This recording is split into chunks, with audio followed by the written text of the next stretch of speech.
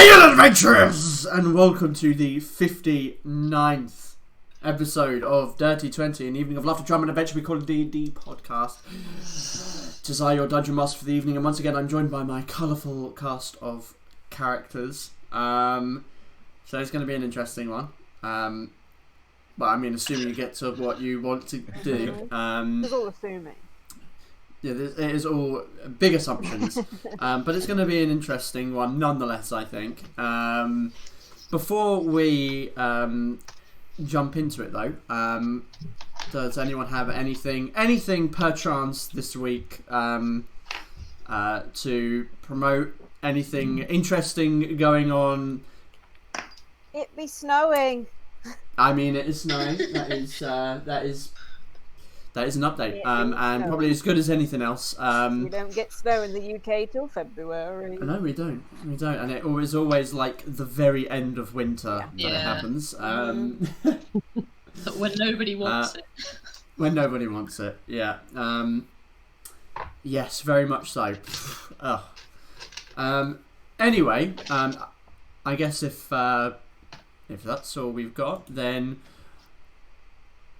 without further ado, let's delve into today's episode of Dirty 20!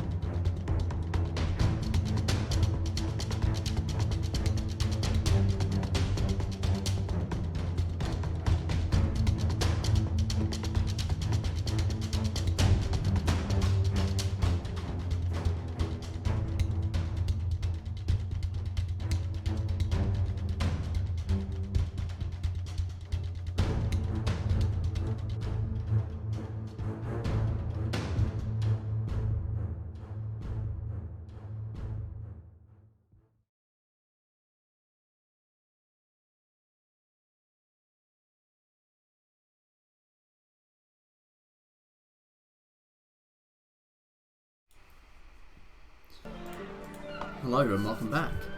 So, previously on Dirty 20, Fera Carta had been making their journey westwards towards Portamina when disaster struck. Your carriage, struck by 3 almost metallic spikes, was rendered inert as it crashed into the side of a road. Thanks to the guidance of a traveller on the road, you were sent in the direction of the Grove of the Green Man, where the druids could perhaps help you. Meeting with one by the name of Kelvin, he explained that he, through Sylvanus, could help, but requested a deed from you first. The creature that had attacked you was preying on those in the surrounding area, killing townsfolk and travellers, and had made its home in their ritual circle. Agreeing to the exchange, you headed further in. Eventually, coming upon the familiar lion-esque creature, you made short work of it, but not before its continual protest for you to leave it in peace. On its corpse were the signs of past wounding, along with an interesting spear. With your side fulfilled, Sylvanus gifted upon you fine steeds to transport you to Portamina, and so they did. Within 3 days you had arrived at the city, in time for your meeting with Prince Enzo. He was a pompous man, and to everyone's shock, including the DM's, it was Alistrine that seemed to woo him. A night of drinking and a game of dice made him loose-lipped and fascinated. But before the night would end, a bet was called at the Crossblades Inn fighting pit. Wanting to take on the challenge, Kensei and Aria stepped forward to face their competitor, who revealed themselves to be none other than Setting Stars. The fight lasted less than a minute, not in Star's favour, but about nonetheless. Congratulating you, he joined for an evening of drinks before each of you eventually found your way to bed. After a few nights on the road, a soft bed and a warm fire are welcome rewards. Sleeping through the night, a cold morning awaits. Frosted windows and cold sheets remind you you're in the heart of winter. As you reluctantly rise from your beds, dressing and preparing for the coming day, what do you wish to do?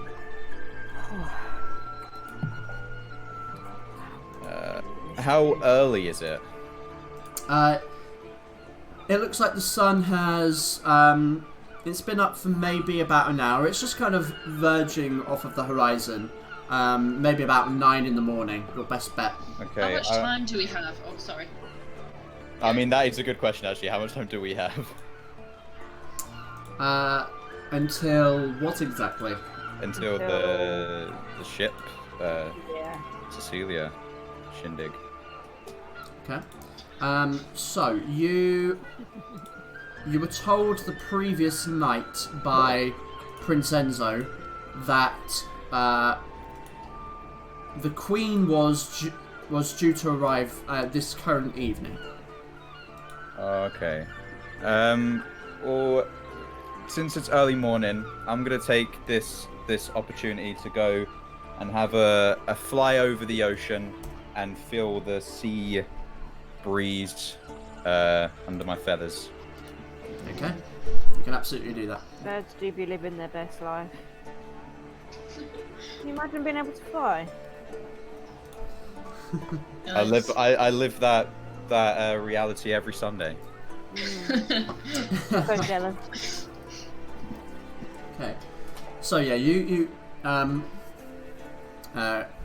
gather yourself and head out of the tavern, whether it be through the window or not, and stretch your wings, launch yourself into the bristly and sharp cold morning air. It's refreshing, but after a few minutes it's certainly a little numbing, but you know, you are fairly used to the cool air.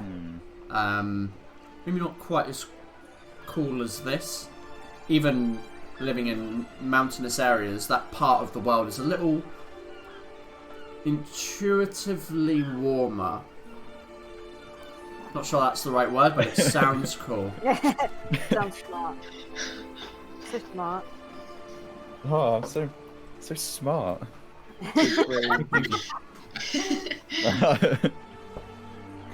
Oh, You know how to go about the right way of getting an inspiration there.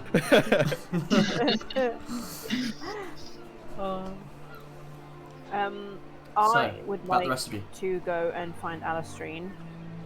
And just, I don't know if she's in a different room to me. We didn't really establish that, but I'm going to assume she's in a different room to me.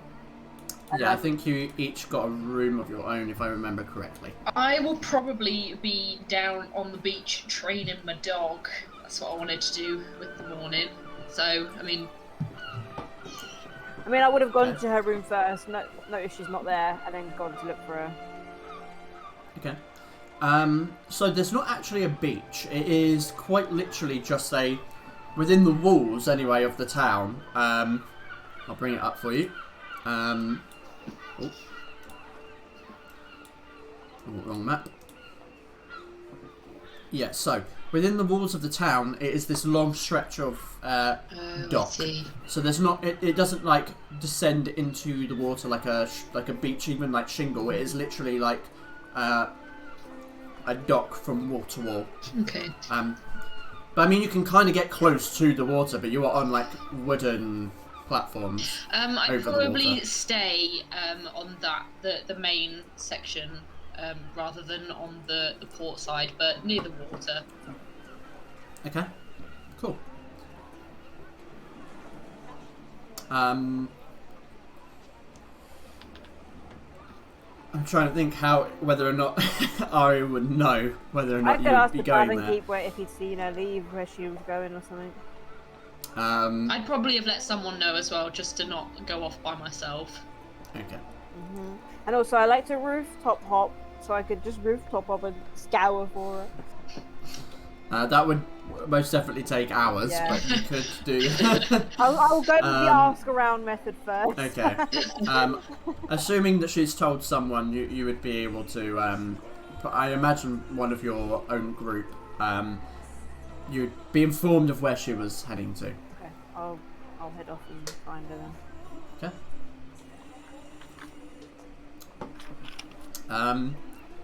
Go down for some breakfast, maybe. Okay. And I'll look out for certain stars if I can see him.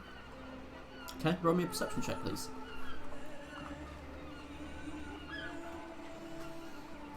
Bam, bam, bam, bam, bam. Perception. Perception. Cool. So you head downstairs and look around the main room. There's not many people in here. There are a few eating a warm and steaming kind of stewy breakfast, as far as you can tell. That same similar spice smell that you've smelt in the morning at the Ravenwood estate. But you look around, you can't see the individual you know as Setting Stars. And as you look around, the barkeep turns to you and says, you're looking for your friend? By friend you mean one of my companions, or you mean the other? The one that looks like me. Is that what you're saying? The one that looks like you, see. I see. Yes, I was looking for him. You see by chance which direction he went? No, he left this morning, but he did leave this. He told me to give it to one of you. Oh, well, I'll make sure to give to the rest of the friends. What is it? He kind of hands you like a small, appears to be like a letter or a note. And then the rest of us never saw it. I'll pop it in my pouch. Pop it in my pouch. Okay. Wait to open up for the rest of them. And Okay. just wondering, do you have anything with cinnamon in it, like cinnamon breakfast? Maybe some kind of. See, we have cinnamon rolls. If you like something a little sweeter in the morning. Yes. My recent stay here, I've come to enjoy these cinnamon rolls. I'll take a few of them. That would be a couple of cinnamon rolls. Anything else with that? I've got right. What I want to do is I want to kind of accidentally bash the counter. Is it on the counter? Okay, what's going on here? What's going on here? I sense Jay's wild card coming out. Yep. What is going on? I want to bash the counter a little bit. 5 minutes into the session and he's he's pulling the wild card. Storm remembering he doesn't have any money. I want to I want to bash the counter so it kind of like slightly so it looks like an accident, so it falls onto the floor, so it's like it gets given away for free maybe. Okay, well here's the thing. There isn't like a counter with cinnamon rolls on it. I want to wait. He's essentially taking your order. There's not a counter with like a glass unit where you can see cinnamon rolls. There's a separate kitchen room that you've seen food come out from the night before, and most likely would have got something yourself. But yeah, you know that there's food comes out from a particular kitchen, and he's not got food there. He's got drinks there. Not on the bar, but like around the bar, but not food. I kind of pat my where my pockets would be. I don't have any pockets. Like I've got a bag, and I'm a little bit light on coin right now. I may have to return unless. I'm just gonna. JK, I'm gonna see Storm doing it. I'm just gonna be like, "Don't worry, I've got this. How much is it?" No, well, it depends. What else you want? Do you want a drink with that? Something else with your cinnamon rolls? Yeah, just some water. Just some water. Well, I won't charge for that. Let's say. It depends on how many cinnamon rolls you want.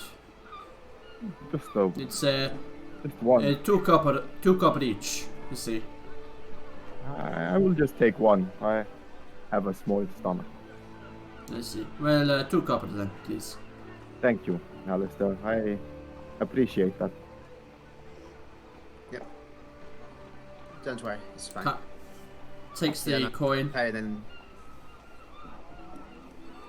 He walks off, and you see him go through a door at the back, and after about 30 seconds or so comes out the small wooden plate, and it's got this beige pastry that is swirled with what appears to be like some kind of glaze over the top, which is slightly whitish in colour, but there's like a yellow gleam to it, with a sprinkle of something brown, and little speckles that you can see are definitely sugar. Mm. He places it on the counter. Delicious. There you go. And you? He turns to you, Alistair. Anything you wish to have? I'm fine, don't worry about it. Just Very pay. well. You're going to meet the queen on an empty stomach, Alistair? It doesn't seem savory. Well, I think it's best that I keep my mouth shut during this meeting based on how other meetings have gone with me in it. Did I hear that correctly? You're going to have a meeting with the queen? Yes. Yes, we are. Wow, that is impressive. You must be well-established people if you've got a meeting with her. Well, we are. Sorry. What are you going to say? We just know the right people to talk to, that's all. Aye, that'll do it. Well, good luck. You're going to need it. Thank you. Thank you. That doesn't bode well. The DM saying that. The DM didn't say it. It's alright, I have a secret weapon. A secret weapon. I take the ocarina out of my pocket. Pulls out a gun.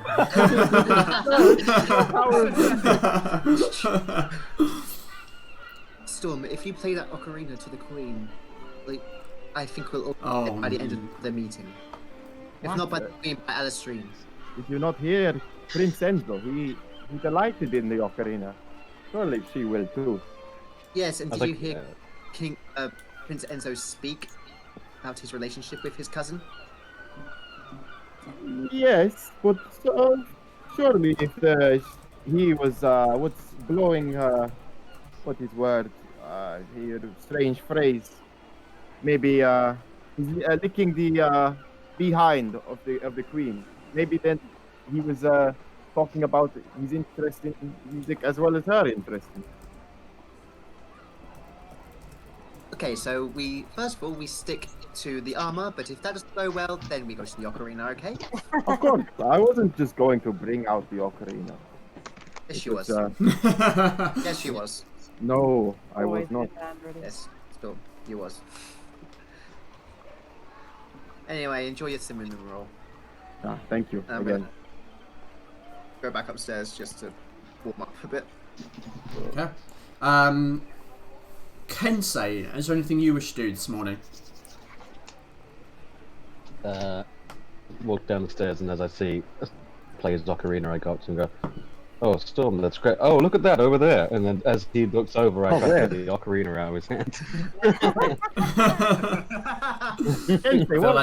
I feel like okay, no, it's happened now. He's responded to it. No check required. What are you doing? I mean, did he notice me take the ocarina? I mean, he has now. Was it in my hands? Wasn't it in my hand? Oh no. Yeah, I think you said it was in your hands, didn't you? So you weren't doing it stealthily, were you? Unless you were doing it stealthily. I don't know. It would take much effort to distract you.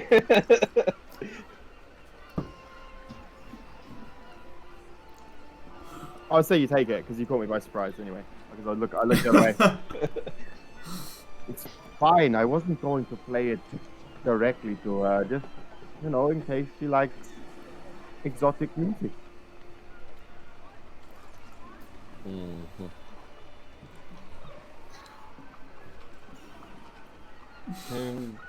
Like exotic music when we're not trying to get her to help several nations start, an alliance. Can it be that? I'll do it as a celebration when we have won over her aid.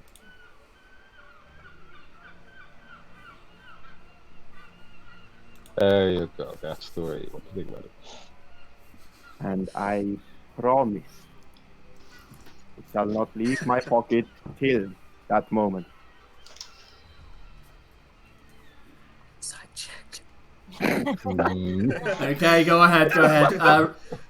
Storm, roll a d20, add your persuasion or your deception modifier. Just don't tell us which one it is. Alright, can do. Wow, okay. I get the feeling it's only on things that stupid. It's never anything important. It's always stupid shit. So there was an air of hesitancy in his voice. The whole time you're trying to tell him, it's like, I will not play it until she's agreed to it. The whole time Kensei's just being dead silent and just tilting his head towards you. Fine. But an air of hesitancy. I better get that back at the end of the day. You can have it back now, as long as you promise not to do it till it's okay. I promise. I swear on the sands of time. Okay. I'm just gonna check behind his back to see he's not crossing his fingers. Nope. Good. Catch. I'll throw it back to him. Okay. Good lord. Prince of Persia reference. It did sound like it. Okay, so... Check if Storm has a dagger.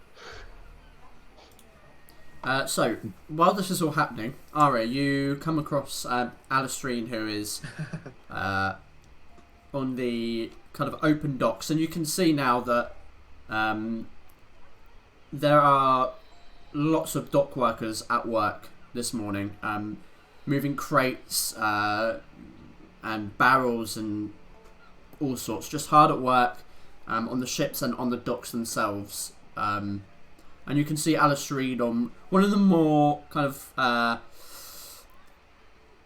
empty areas where there aren't a lot of ships, and it's just kind of like a quay, and she seems to be there with her newfound pet. I just walk up to her and just kind of observe until she notices me. Okay. How quickly would I notice you standing in like plain view? Yeah. Okay, I'm just gonna stop. Can I, because I was trying to train your book, could I roll an animal handling check? You would need to spend. You effectively, you would have to spend like a prolonged period of time training him. It wouldn't be just like an hour or two. But I mean, given the information you've been given so far, Prince Enzo, who was talking to you last night, said in all likelihood you are more likely to get a meeting with the Queen tomorrow.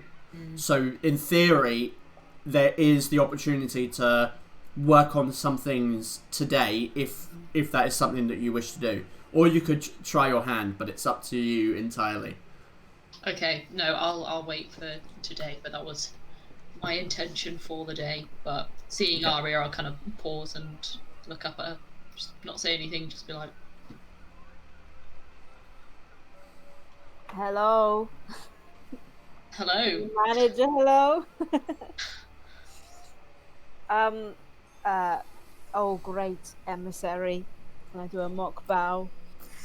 As you seem to be rather good at it, I was wondering if you would like to go over what we want to talk to the Queen about.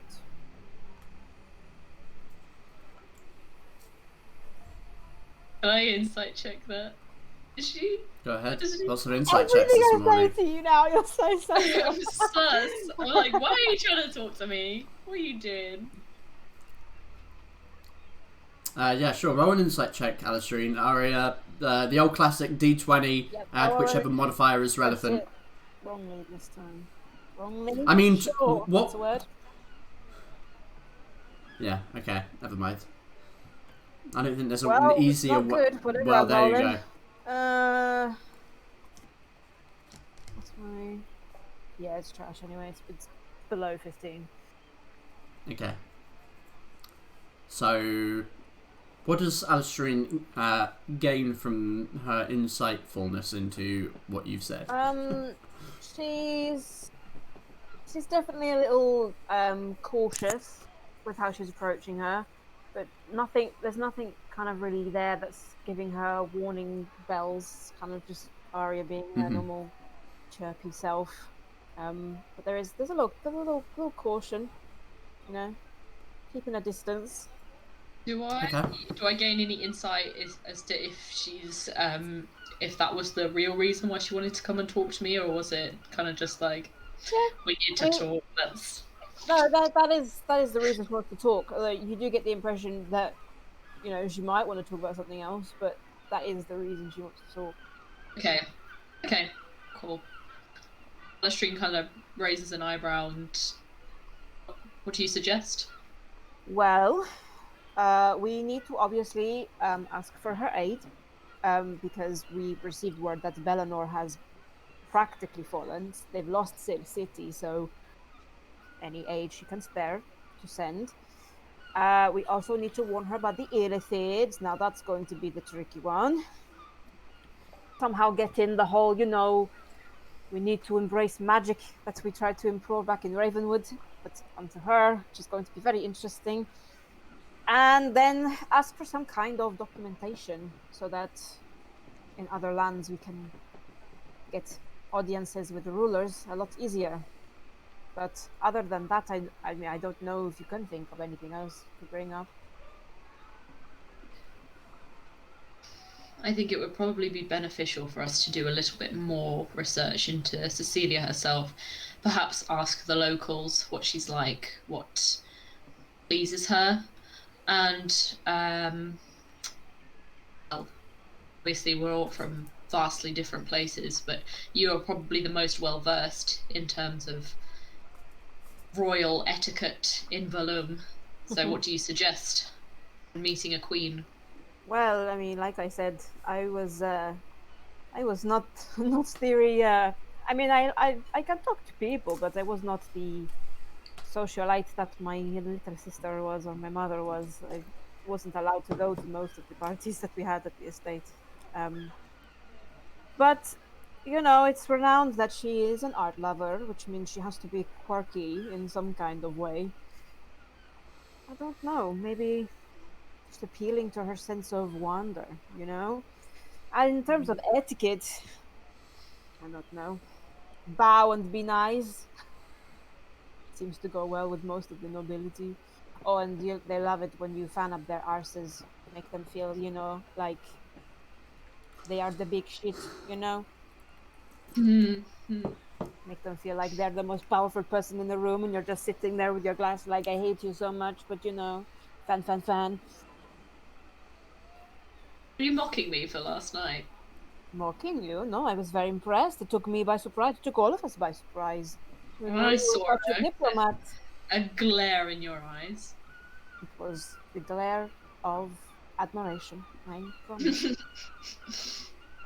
Alright. I'll believe you. I won't insight check that one. You know, Alistair, we don't have to be strangers to each other, you know? Don't have to act like we don't know each other. I know. The distance has been for your benefit. Are you sure? Sure it's for my benefit? I thought it might be helpful to you. Well, you know, I told you how I feel. And how I feel implies that I want you closer to me, not further away. But I understand that you may have your reasons. But please treat me like we don't know each other, you know, it's fine. You've seen me naked, you know, so we're beyond that, Alistair, you know, come on. See, like, a little bit of, like, colour going, like, Alistair's cheek. She's like... Yeah. So like, arm flashbacks, like... Once you've seen someone naked, you know, it's kind of like, is there anything to even be embarrassed about, you know? Okay. Yes, well, thank you. I'll bear that in mind. You bear that in mind. I go ask around about Cecilia, okay? Thank you. Alright, you're welcome. I kind of sashay away. Okay, RuPaul. So... Alistair's just staring at the booty like... Yeah. If we've got time, I will ask around and see if anyone has any anything about Cecilia that maybe we wouldn't know. Okay. Yeah. Roll me an investigation check, please. This is just kind of your general going around asking people, maybe using your abilities to transform and coerce. 21. Does Alistair have to roll a perception check to stare at Arya's booty? It's Please, so big, please, you don't Jack. need a perception check. Jack, please don't make me do this. So, asking around, you talk to locals of varying dispositions. The kind of consensus that you get after numerous conversations is that the Queen's a little distant from really the daily life of the people. She's not particularly involved. Kind of similar in enough of kind of like the British monarchy of, you know, contemporary times, where they are a figurehead, but there's not a lot of real conversation with the people, if that makes sense. They have their life, like they have the monarch life, and then there's just the people that are their subjects. The consensus is that she can be, that of what they've heard at least through, you know, the various travellers that have come through, that she could be quite fiery at times. Some go as far to say as unstable, but that could just be kind of like an underlying misogyny in this particular culture, because she is a female queen surrounded by a lot of male politicians. Yeah, that's kind of what you get. It's just this disconnect. They don't really care about the Queen, but they do, if that makes sense. Like, you want to impress the Queen, but you're not wooed, I guess, is the best way of describing it. There are people that obviously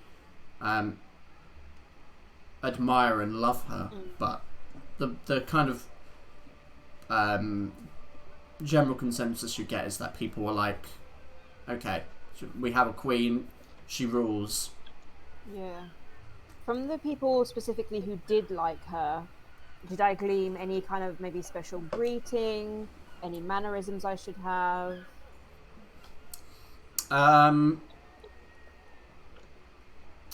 Not particularly, no. They just seem to be people that, you know how in this country we have people who just love the monarchy, and they have like a picture of their queen on their wall. It's that sort of, but they're still commoners that they've never talked to the Queen. Okay. Alright, cool. I just trying to remember every piece of etiquette training Jask tried to give me. Yeah. You know, searching your memories and kind of going over the training that you may have had at one point. What comes to mind is let them talk. Yeah. People in power love to talk about themselves. Yeah. They like to be the centre of attention, and they will only like an idea if they believe they came up with it.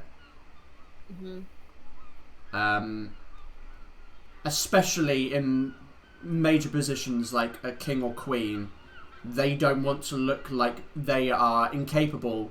So the idea has to come from them as opposed to someone suggests, oh, you should do this, unless they're an advisor. But if you have a commoner effectively telling them they need to do something, and they just do it rather than it kind of being of their own decision-making process, then they look incapable of leadership. It's all a big game, and that's what you remember, is when you play the Game of Thrones, you either win or you die. I mean, it is, is that a complete rip-off? Absolutely, but is it absolutely true? Yes. Yes, it is. True. Alright. Please, George R. Martin, do not press charges for me using that line. Other fantasy books are available.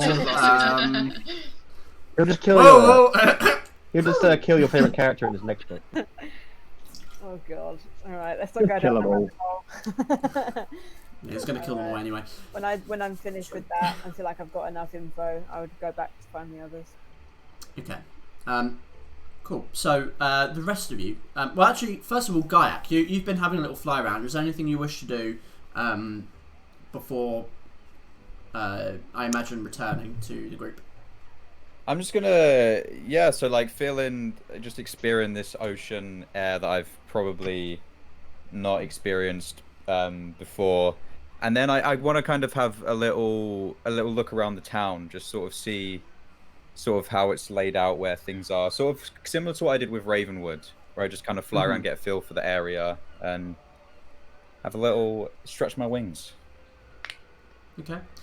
So you fly around, you definitely see that the heart of the town is the centre, and kind of the southern part of this town, where the cathedral is, the market, and the area that you're staying. Those buildings are fairly well maintained, kind of middle ground.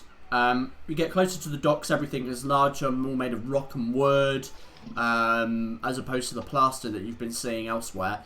And they kind of wind around the water. As you head northward to the northwest part of the town, where the canals have started to be built, and you can see areas where canals are being constructed, but the water isn't flowing into, that are beginning to stretch across the north. But in that area where the canals are currently, the buildings are a lot smaller, a lot more condensed.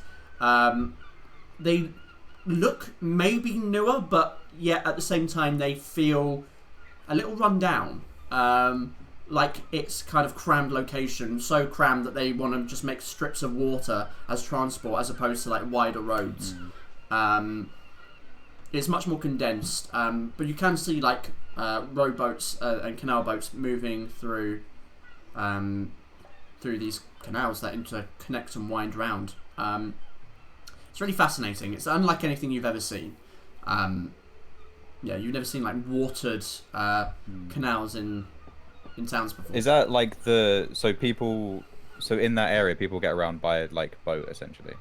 For the most part, there are areas of roads and pathways that interconnect, but for the most part, the transport to those buildings seems to predominantly be through boat. But there are ways to get to some of the buildings with other means. Okay, after having my little fly as the sun's getting higher in the sky, I'll head back to the inn, assuming that everyone's probably hanging around in there. Okay. So I'm going to say at this point, depends on what Alistair is doing.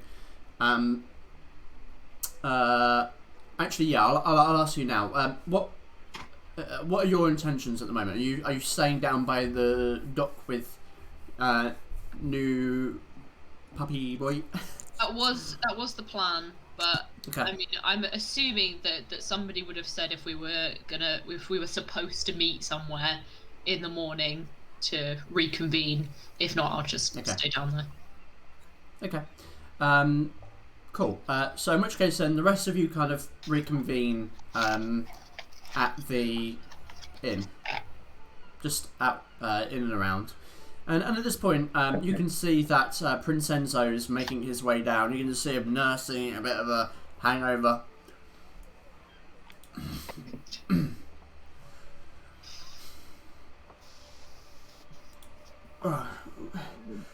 You decided to join us. Yes. Yes, I've got a bit of a headache. Oh. He kind of waves over to one of the servers. Please, can I get a an ale, please? Oh, a hair off the dog, you know. Oh my. Good morning. It's good to see you. As of you. You're looking very well. You fared the night's drinks yourself quite well. It's not our first rodeo. I'm hoping that I didn't do anything too stupid last night. Apart from losing. I don't really... Oh yes, I remember that. So, any plans for the day? Other than meeting your lovely cousin. Ah, yes, of course. Were you planning on meeting with her today? We could at least introduce ourselves. Yes, well, you see...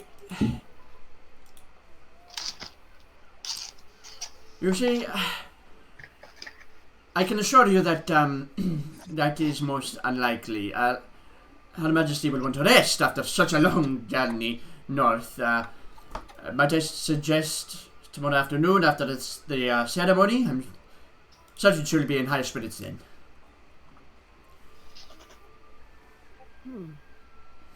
I thought it was today. Am I getting my days mixed up? She is arriving this evening, but that is when she is expected. But the ceremony is tomorrow morning, or tomorrow midday. And you mean the boat ceremony, yes? Yes. Right. Maybe he's right. Maybe we should wait. I'm just thinking that if you want to have a proper audience with her, you want her to give you the time. You see, you might only have one shot at this. You want to have a conversation with her. She's a very busy woman.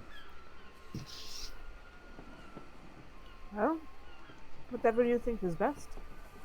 You know her better than I. That is just my suggestion. In- Besides, there's a whole town here. I'm sure you could find something to do. I had a few things in mind. Oh, before I forget, actually, I decided to save this for us all. It's a letter from Setting Stars. Okay, sir. A letter, yes. I start opening up the letter. I kind of put it into the middle of the table for us all to read. Okay. It says this. Does someone want to read it aloud? I'll read. Storm, you read it aloud. Friends, it was good to see familiar Storm, faces you have the mildly after offensive months accent. of traveling alone.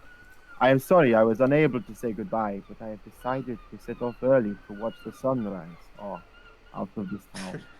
I wish you all the best in your own quest, and I hope that soon we shall meet again. May Matahari's light guide your path forward. I forgot love to that give him guy. some.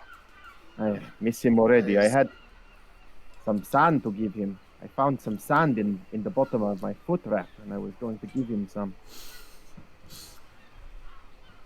You was going to give him sand. Sand from home, yes. I found it stuck between in my fur and my foot wrap. I was going to give him some.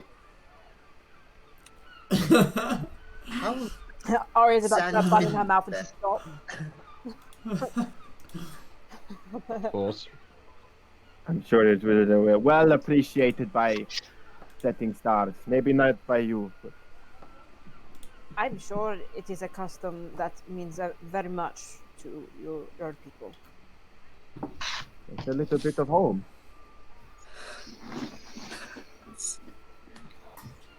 Sure. So, we have a whole day to What do we kill. do?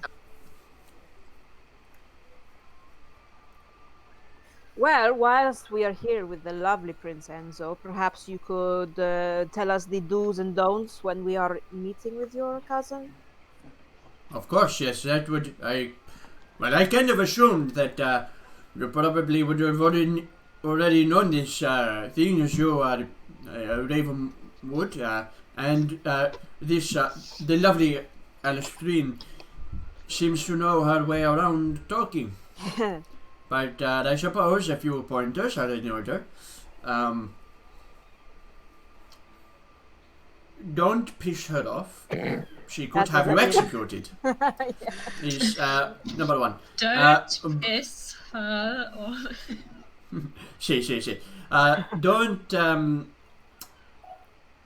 Don't talk over her.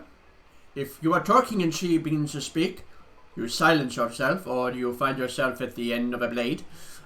Wow.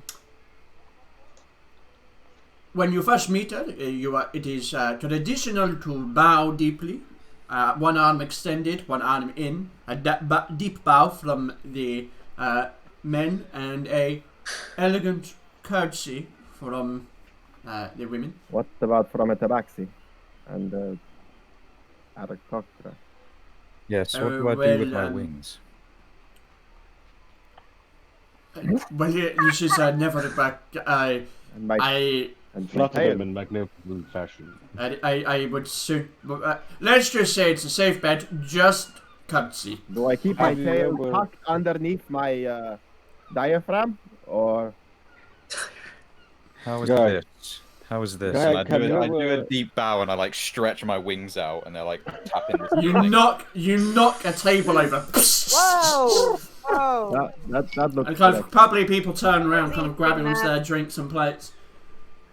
I maybe be a little more careful with your wingspan there, friend. Perhaps keep your wings tucked in, and your tail keep that curled up. Can you curl it up? What can you do with it? I don't. Have you ever seen a peacock? I don't want any part of this.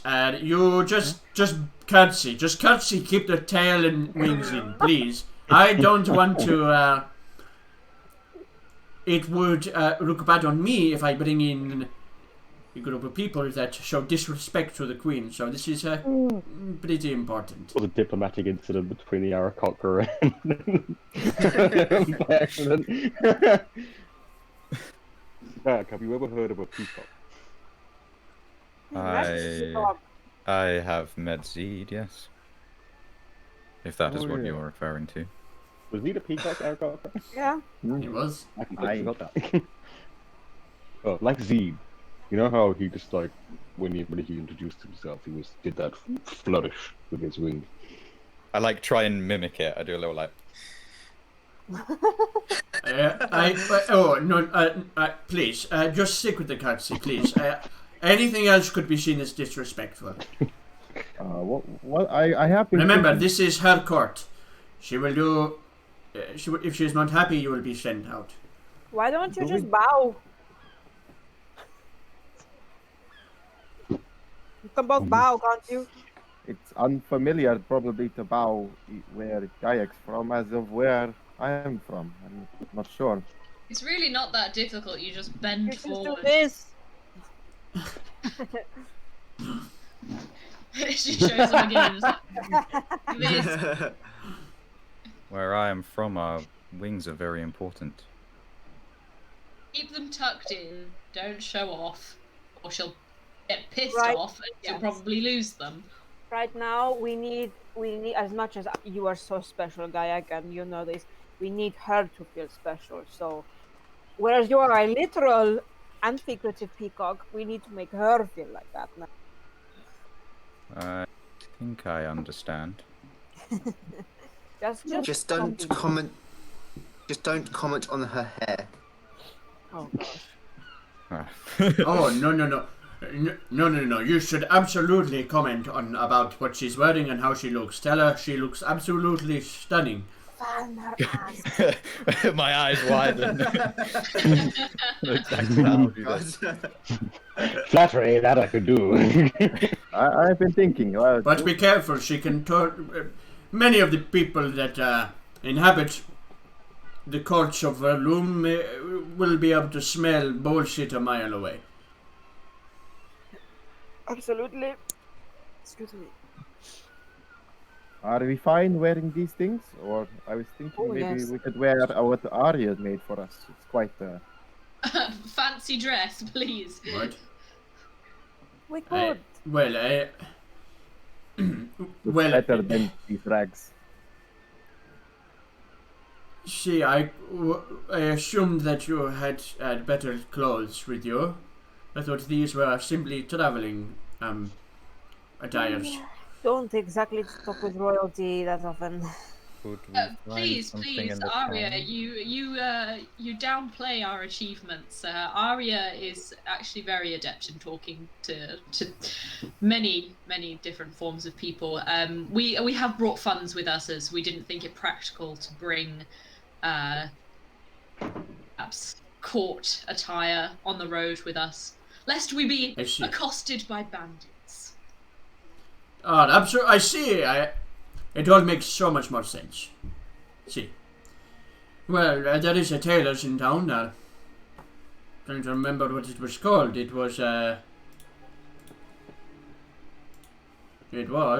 somewhere called... Tender Threads. That is a tailor. I ask, Prince Enzo, is there any colours that we should avoid?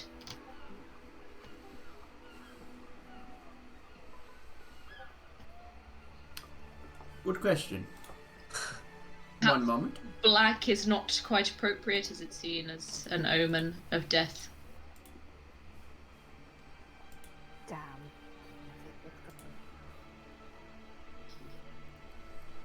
Damn. No, I would suggest no gold. Damn it, I like gold too. Oh god. Now these considered gold and silver are considered royal colours. Only members of the royal family may wear them in court, lest it be seen as trying to supplant the monarch. Interesting.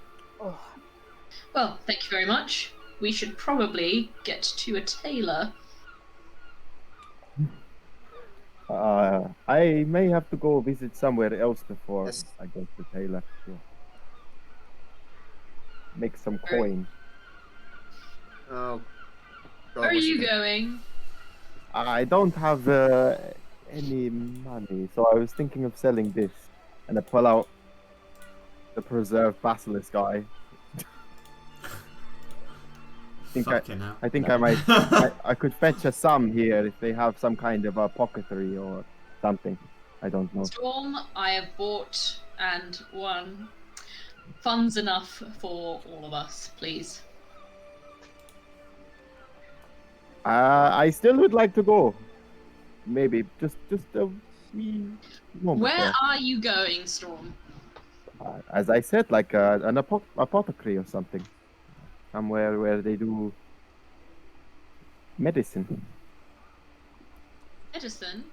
What for? Are you ill? I was going to sell them this eye. Going to buy anything? Nope, just sell. Can I insight check that? I would like to do that too. Go ahead, roll an insight check and Storm roll a d20, add whichever modifier is relevant. But that's changed. Oh shit.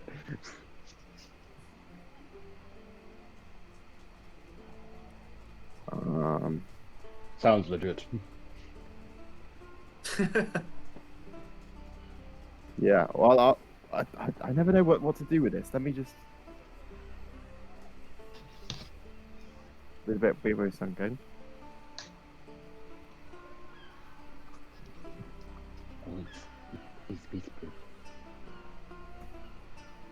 Secrets. That where he's tickling his keyboard. Hold on.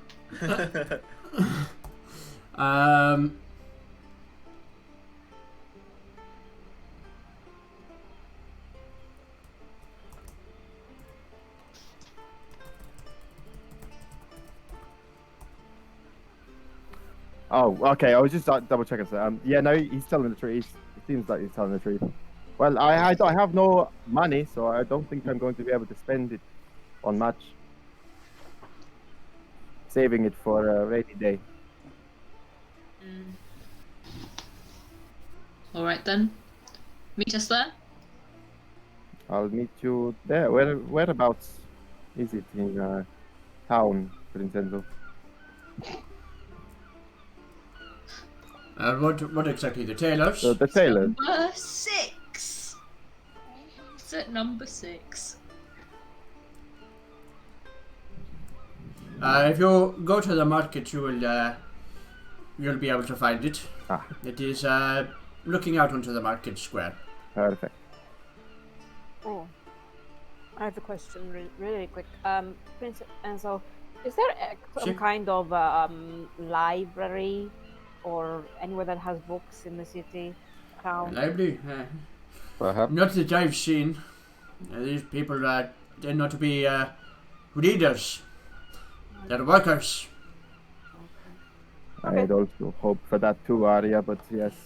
If you look around, I'm sure you might find stalls that might sell small, like, books and things. I don't know why you'd want a library for, but... I'm looking to do some research, but perhaps a bigger town. Yeah, see, this is, from what I've seen in my few days here, it is rather humble. Well, Sounds like we'll get our library in the Clanlands then. In the Clanlands. It's a little far away to travel there and back in a day. I mean, we have Surprise. to pass through there at some point. Shall we to the tailors then? I suppose we better get some threads. Let's go. Just to make things Yeah, clear, well, I'll be here all day. How many Stream days? If you need me, I'll be here. One more you said question, you'd actually, pay if you for may. it, right? Yeah, sure. Oh, yeah, see? Well, so what did I just say? I was just making sure that Alice was going to. That's what Okay. she said. Yes, I did. Tenzo, I'll probably say, like, how many days did you say until Queen gets here? She will be here this evening is when we're expecting her. That is when she should not be that far away right now. Not But, enough time to get finally paid. Not enough time for what, sorry? I thought perhaps it might be best to get dressed for the occasion. I don't think we'll be able to get anything made in that time. Depends on the extent of which you wish to dress. You could just purchase something and have it retailored to your form. It'll be simple, Kensei. I'm sure they have fine tailors here. I hate dressing up, but I feel like we should. We literally just definitely said that. That's what we've been talking about. Where have you been? Shall we go then? You see, Well. there's alternate reality behind that mask, and he goes into it every time we have a conversation. Just a pocket diamond. It's just Kensei's face in a void. It's actually Very quite important holding. It's millions of masks in a void and just one Kensei. One of the few Which benefits- one is my face? One of the few There is a benefits of this mask is behind you the can't mask. actually tell when I'm asleep when I'm not. You can't tell anything. It makes it But quite it's easy okay. to avoid conversations I don't want to have. Let's go. So, Speeding off.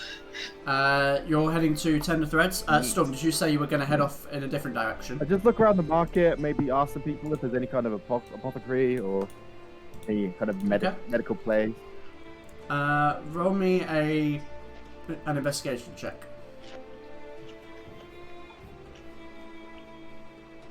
Investigation. Okay, nice.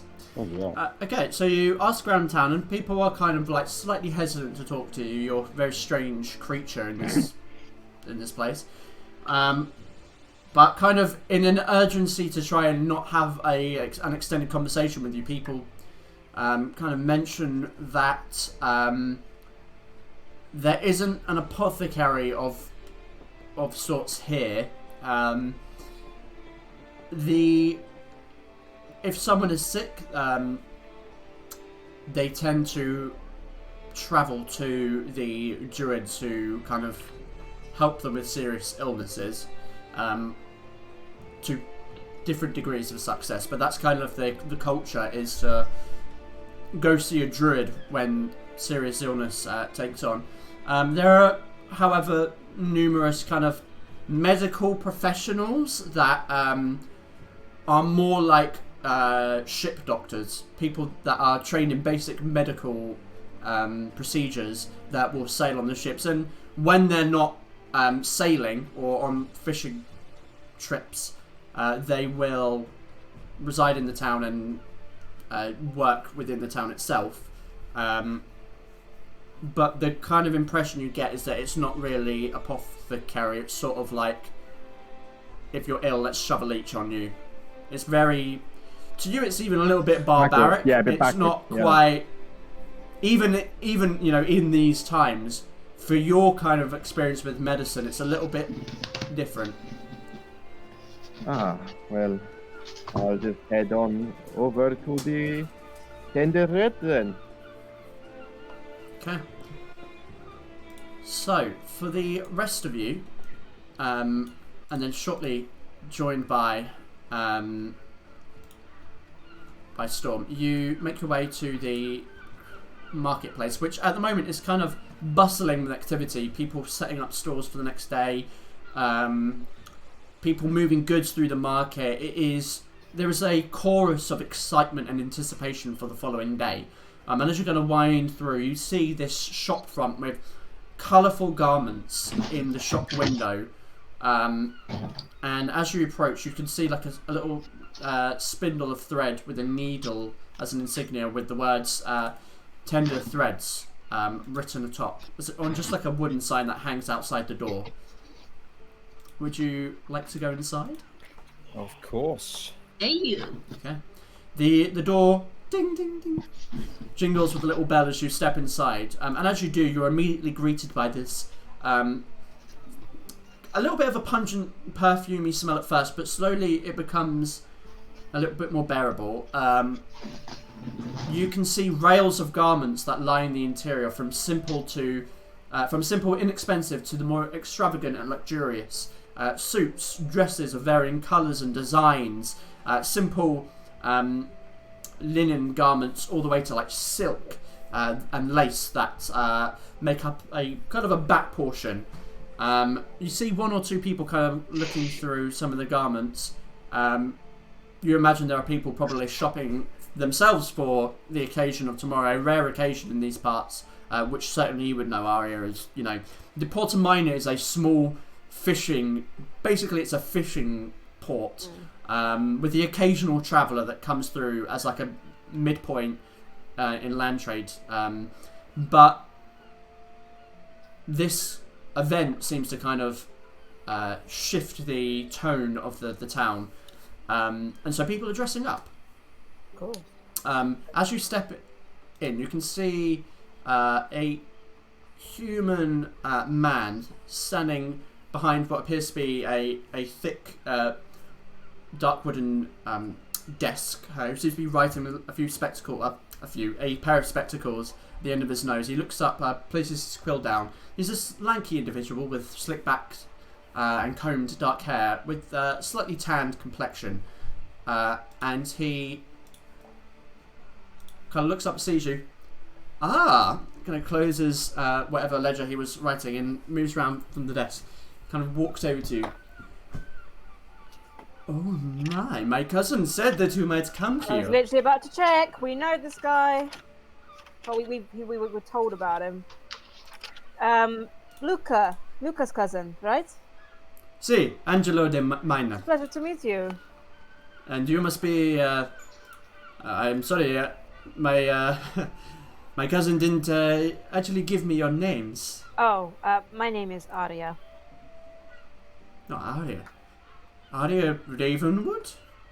He did say that there might have been Wow, this is Aria Ravenwood, one of the Ravenwoods in my shop. This is an event. Please, Bruce, can I help you with anything? Are you looking for dresses, suits for your friends? Yes, actually, we are come here. We need to be dressed to the nines, my good sir, because well, we need something that is befitting the Queen's gaze. Something that maybe she would be like, oh, that is very nice, you know. That is something that I can certainly do. Please come with me. I will measure you. I will. I'll pick out a few things of interest. Are there any things that you are particularly interested in? What colors go on you best? Well, I will turn to my companions and be like, any requests? I would like to conceal my feathers as little as possible. Okay. Oh, I see. Yes, you have. That might take a little bit of tailoring to get around, but I can try. You are a guest as far as I'm concerned in my shop. I will do everything I can to assist. I take this opportunity to do like a bow, and I try really hard to keep my wings in. Yes. Sorry. Can you maybe don't do that? You are knocking over the rails. Why don't? There is also one more addition to our party, a tabaxi who will be joining us shortly. Ding ding ding! Income storm. Wow, I didn't like you planned that. Wow, That's I was very shocked. you must teach me how to do that. No luck at all. Oh, this is. Oh, great shame. Oh, this fabric. It's very nice. Did you employ silkworms here? No. I do not. Oh, very good. What an odd question. Come on, come to the back room. I will measure you up. I would personally like anything that is silky or satiny, anything that might have like a slit down one of the legs, so I have a little bit of leg coming out, Oh, a little sexy. Yes. See? Anything that is like a wine, kind of deep wine red color. Oh, gorgeous. Mm-hmm. See. I can help with that. Fabulous. Okay. I tell you what, why don't you have a little look around my shop, see if there isn't anything that takes your fancy, and I can tailor and change. Okay. Like I said, it might be a little work for you too, but I can adapt. Yes, I need something for my tail.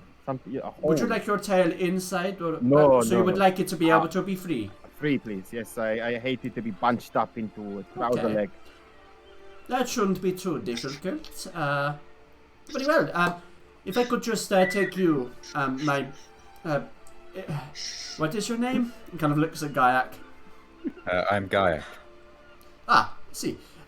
If you wouldn't mind coming with me to the back room so I can just measure you, make sure I get the wingspan and kind of... I've never had to do this for someone with wings before, but... what a moment this is for you then. How exciting. No challenges. I trust you with everything. I'm so touched. Okay. So, as you kind of have a peruse round the shop front, he will take you one by one to kind of measure you individually just to try and make sure that he gets the dimensions right so that he can edit and adapt the clothing. And with that, we're going to take a short break. And in the short break, I'd like you to have a little bit of a think about what kind of clothing that you might like. Because I'm going to put you on the spot. Oh, God, I don't know. I love how Aria cannot talk royalty at all, but as soon as it's like another Italian person, she's like, yeah, this is fine. It's like... have a think about what you want. If it's a figure of authority, I'm like... Have a think about what it is that you would want, and you'll have a little bit of time to have a little think about it. But we'll be back after this break. Hello and welcome back. So where we left off, you guys had woken up this fine morning and had a little chat with Enzo and decided to head over to wow, I can't believe I just forgot the name of the fucking shop. It's literally on the map. Tender Threads. Tender Threads, thank you very much. To Tender Threads to try and get some more elegant clothing for your meeting with the Queen. So during the course of about an hour or so, a number of clothing items are you peruse through and are re-tailored by Angelo to fit for your individual forms. Does everyone have something that they found yet? Yeah. Perchance, or is anyone still looking? Yeah. All in the We chat. literally put it all in the chat. Okay. Just want Well, that in on which your case then, I will say then, rather than kind of waiting until later on when it's kind of all tailored up, I would like to know, as you kind of come out to try out the clothing on that has been tailored for you, I'd like to go one by one to see what it is that you've picked out. So I'm just gonna go how it is across the screen. So Storm, do you want to go first? You're muted, I think. Are you muted? Hello? No. Right, I put the image in the chat. Storm comes out and every inch of it is actually black, and it's like kind of this studded, leathery kind of suit-esque lapel on, and he's got like a little beret on as well, and he's kind of these black gloves, and he's got these kind of boots that offer room for his claws to kind of go out. They're kind of like wideish leather shoes. He's And literally nice. now Puss in Boots. Yeah, very Puss in Bootsy. But make it. Nice. Alistair. So it's a full black suit with a purple tie, with white embroidery down the side of the suit and the inside suit jacket.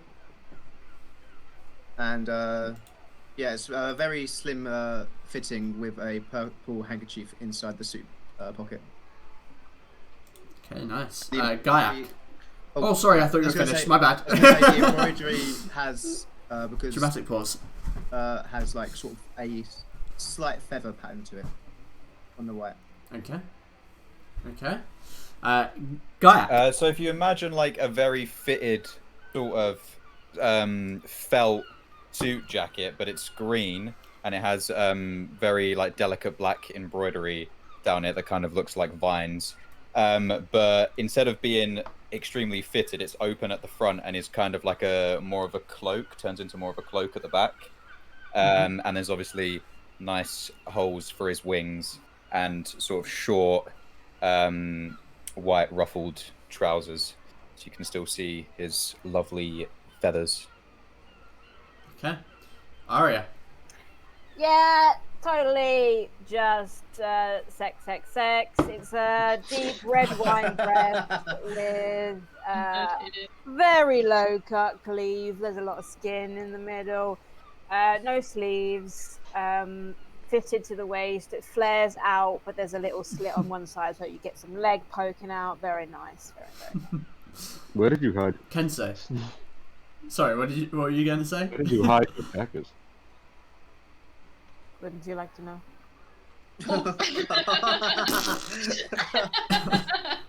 That is, you get the sense that Kensei is somehow disturbed and also impressed. Don't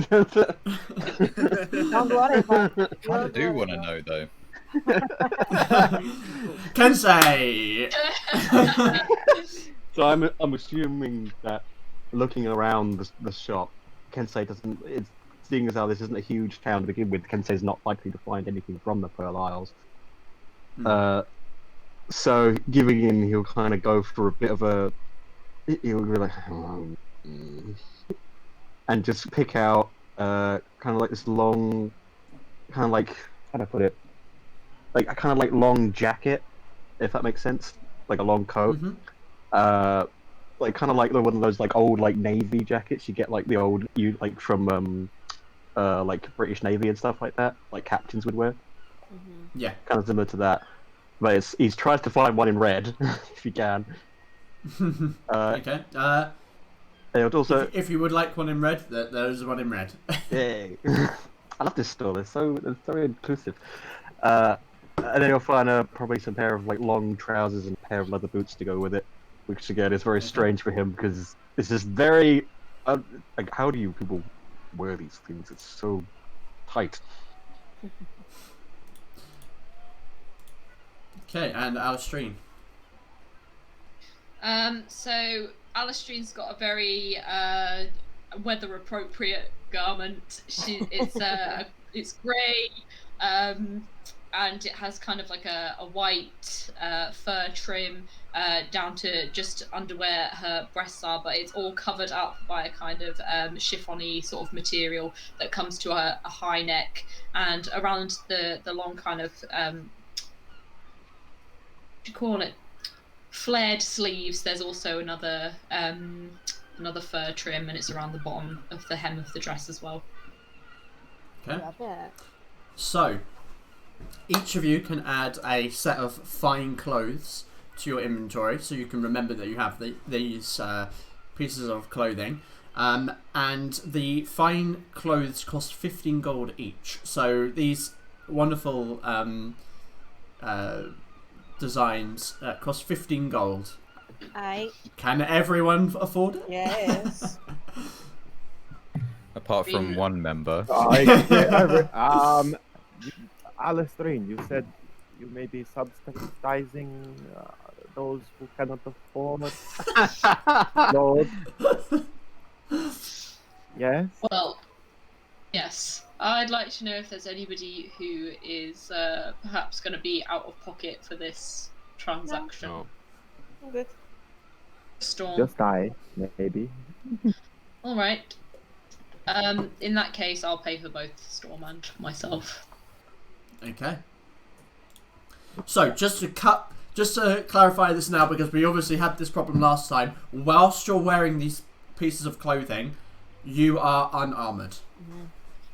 So you have Unarmored, natural yeah. armor. Mm-hmm. Yeah. Other factors might apply. So if you have things that add on to AC later, like that aren't part of your armor, that they will still count. So your armor class, whilst wearing just these just these elegant fine clothing, is 10 plus your dexterity modifier. This might be a little bit pedantic, but where would we be storing our armor? I'm asking because obviously my armor, I can like don it from a distance with the activation word. Mm-hmm. Are you asking where you would store your armor? Yeah. Depends. I mean, we're assuming that you have backpacks and you have bags. You have a bag of holding as well. Mm-hmm. So it's up to you if you want to store it in your personal backpacks or places where you would store your equipment. Okay. So it's up to you. I mean, you have to travel with all your other items as well. It's just in the visual representation, you guys don't all have backpacks, but in reality, you would have like places to store your personal items. Okay. Or it's all in the bag of holding. So that's up to you. I would probably ask to store mine in the bag of holding if that is okay with Alistair. So because it's technically like a demiplane. So the effect, calling the armor would not work from in there. It's not on the same plane. That's not good. It would. I mean, well, this is the other thing. It also needs to be in. It needs to be accessible too. So even if it was in a backpack, if the backpack is zipped up, if it does work, it's likely to tear the backpack and all your contents are going to go spinning on the floor anyway. Fair enough. I guess I'm probably just in the same situation as everyone else then. Okay. Indeed. Having to. What's my AC then? I'm not wearing them now anyway. I'm wearing them. Yeah. I'm just for future reference because obviously we had that problem last time. Yeah. I can't believe I have to wear shoes. That's your biggest issue. The greatest issue. Shoes are prisons of the feet. That's exactly what they are. These are wonderful, my good Sir Angelo. Thank you very much. That is okay. I hope that you enjoy them. Well, Take good care of them. of course. And make sure to just slip in there that you happen to get these fine pieces of clothing from my store Oh, when you inevitably talk to the Queen. absolutely. I'll be singing your praises. You have done a Thank you very fine job. much. Well, if there's nothing else that I can help with, I will tend to a few other requests that I have. But if you have any questions about anything in the town or all sorts, I'm happy to help where I can. Any way to make a good bit of coin here, on a limited time. Well, you could work on the docks, but that would take you... Ah. But that would be a job, Not a limited time, yes. What are we, peasants? Working for a living? It's not, if you're asking for, mercenary work, there's not really a lot of that here. It's a simple town. But hard workers, What's a gold? Oh, that is it's a gambling den. It's a casino. Oh no. Oh no. Okay, I don't have any money to do any gambling in the first place. That's very true. We just have to maintain Storm's constant poverty, and they will never lose any money again. Oh, I when you need to suggest get somewhere. return to the inn to go over for perhaps some of the less eloquent members of the group to give them a lowdown of the rules of tomorrow, so we don't have any sudden ocarina playing, for example. I've already sweared on the sands of time that the ocarina will not lift from my pocket I until don't we know what have the sign one. of time are, but he did swear upon. Very important where I'm from. The sands of time will mean nothing to the amount of time I'll spend torturing you. Oh, well, I know who I'm banishing.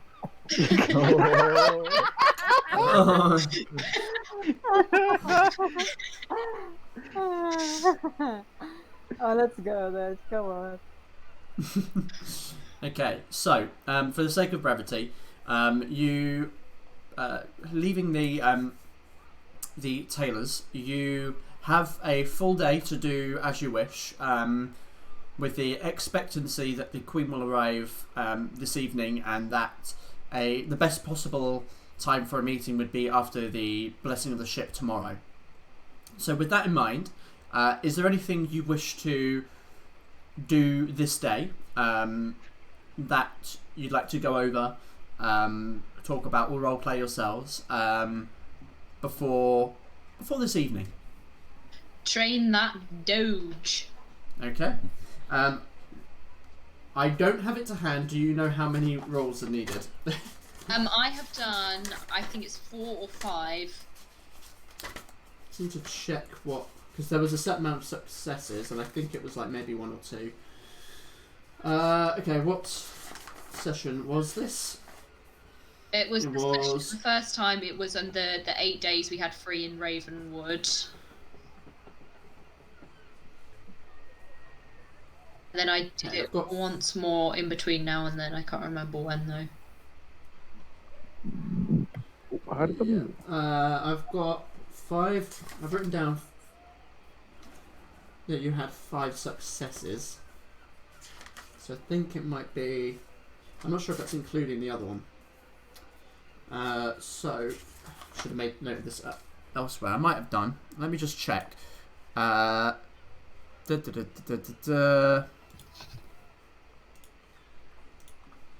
check on the old Doge.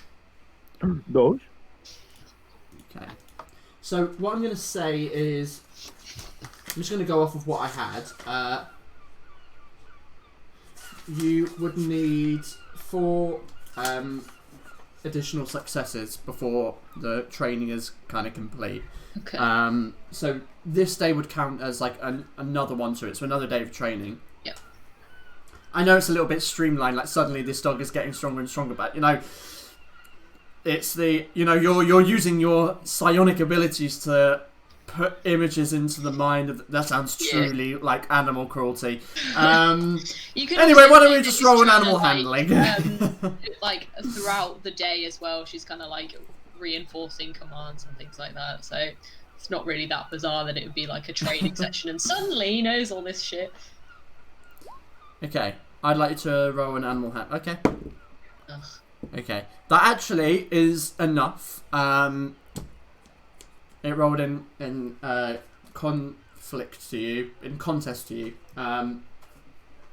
Okay, so you spend the day kind of training it, using your psionic abilities to inspire and help and guide the dog. That's a better way of putting it. And you start to notice it pick up on things. It's become a lot quicker at reacting. It can sense danger a lot better. And it's getting a little bit stronger. It's becoming formidable. You think you need a couple more sessions with it. But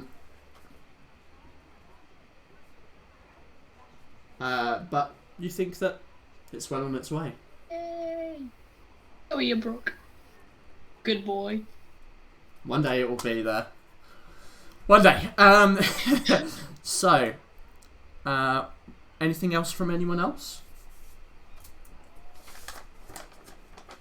Okay. I might want to try and find the queen as she, well, as in just try and see when or if she arrived, and just kind of observe from a distance, not go in or say hello. And Okay. What? Okay, perfect. Well, in which case then, you spend the day kind of just having got your I keep saying costumes. You having got your fine clothes, relaxing and taking some time. As the evening approaches, you hear kind of like murmurs outside that turn into kind of like shouting and cheering. And you look out the window and you can see people kind of moving with haste out of the outside past the windows towards the south gate. What would you like to do? Oh, you said you want to go and have a little look. Mm-hmm. So I'll just give you that. So as you make your way there, you can see these crowds of people squeezing through the streets trying to have a look, and you can see this procession of Verloom soldiers marching through the street, leading from the southern gate to the market. This large carriage that is very ornate, almost Victorian in design, but beautiful, and with like swirls of golden metal on there. This almost like velvety black carriage with this red sheen to it, and it makes its way through, followed by numerous other smaller but equally admirable and luxurious carriages that in a convoy form make their way to the marketplace. You kind of try and push through the crowds and move your way round the streets to try and get a better eye at whenever these individuals step out. And it's difficult to see, but roll me a perception check. Can I go up onto the rooftops? Yes, sure. 13. Okay. So you clamber up onto the rooftops, kind of seeing the carriage halt. You clamber up the nearest one to get to the top, and the carriage slightly obscures the view, but you can see what appears to be a woman stepping out of the carriage outside this large square building of the town hall, and almost immediately she kind of moves within the building itself through the front door. This long, open, flaring, almost like ball gown, yellow dress, but she kind of disappears from view very, very quickly, followed by numerous other guards. And you can see other individuals coming out of their carriages and making their way inside, and within a few minutes the procession has kind of cleared and the people are kind of still crowding outside the townhouse, kind of wanting to get a look, see if they can see through the windows. But for the most part, all of the important people have made their way inside. Can I say that while this is all going on, could I be seizing the opportunity of a heavy foot traffic of people on the street? I'll go out for a little bit of ocarina playing, do a bit of busking. Roll me a performance check. Just see if I get a bit of loose change. It's gotten that desperate. I've got so desperate. Magic ain't cheap, ladies and gentlemen. What is it? Performance. Mm-hmm. Okay. Hell yeah! So there's music and kind of singing and joyous activity happening, and you kind of blend into that. And a couple of people kind of see it, and they're kind of a little bit taken aback by your image at first, but kind of get into it, and you see a few coins flicked your way. A total of, I'm going to say, 2 silver pieces and 3 copper. Happy with that. Because I'm nice. 2 silver and 3 copper. Oh, shit. Yeah, however, as the procession is kind of cleared and people start to move away, this one guy kind of walks up towards you. This looks kind of well built, rolled up sleeves, kind of dirty, murky white shirt. Looks like a dock worker. Kind of spits on the floor. Kind of takes out a silver coin, flicks it towards you. Dodge, pussycat. What? You want me to dance? See, I want you to dance. Well, don't you want to dance to that, pussycat? And as I do that, can I sleight of hand, make like illusion image a giant cat behind him. Sure, roll me a sleight of hand check. Not like a terrible looking cat, just like a really nasty looking cat. That were made. Not entirely. There are a couple of people passing by, but the procession's kind of moved. People are kind of crowding up to where at this point, this is where the main convoy has made its way to the marketplace. So people are thinning away. 14. Okay. He doesn't kind of see the hand movement. He's kind of just looking at you. And then, what are you going to do with it? It's going to be a giant cat, and it's going to run up his leg and start. How big? It's imagine just the biggest kind of tabby cat you can imagine. Oh! What is? And I'm gonna leave. Jumping around while he's distracted. Just leave back to the inn. Okay, you manage to dart down the street, and you can hear the distant screams of ah, and then obviously the spell kind of fades. What the fuck?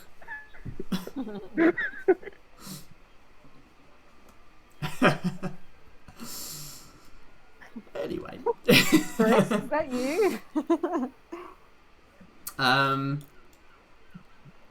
Anything from anyone else before the night comes to a close? Okay. So, with you all kind of back at the tavern, you take another night's rest here. Oh yeah, I get my health back. You need to pay for your rooms again. You've only paid for one night so far. So this is another night. However, as you get there and go to get some rooms, there are only 3 rooms available. I was going to ask. You see new strangers in the town. People, and for the rest of you, it's a little bit difficult. But Aria, you can tell by the accent. For the rest of you, it seems just like Verlamese accent. But for you, Aria, you can tell they're for a little bit from the north. Those guys are like a little bit of a southern Verlamese. Oh, they're the Verlamese that live in the mountain ranges. So you can tell that there are more travellers coming in to witness this event. And as such, many of the rooms have been taken, including the ones you had purchased last night. So there are 3 rooms, which are... they are 5 silver pieces a night. So that would be 15 silver in total. 1 gold, 5 silver. How much? Just out of curiosity, 15 silver in total, and that's for all of you. I'll check in. But just out of curiosity, who's staying what room? Who's bunking together? I don't like the way Ewan says just out of curiosity. I don't like it.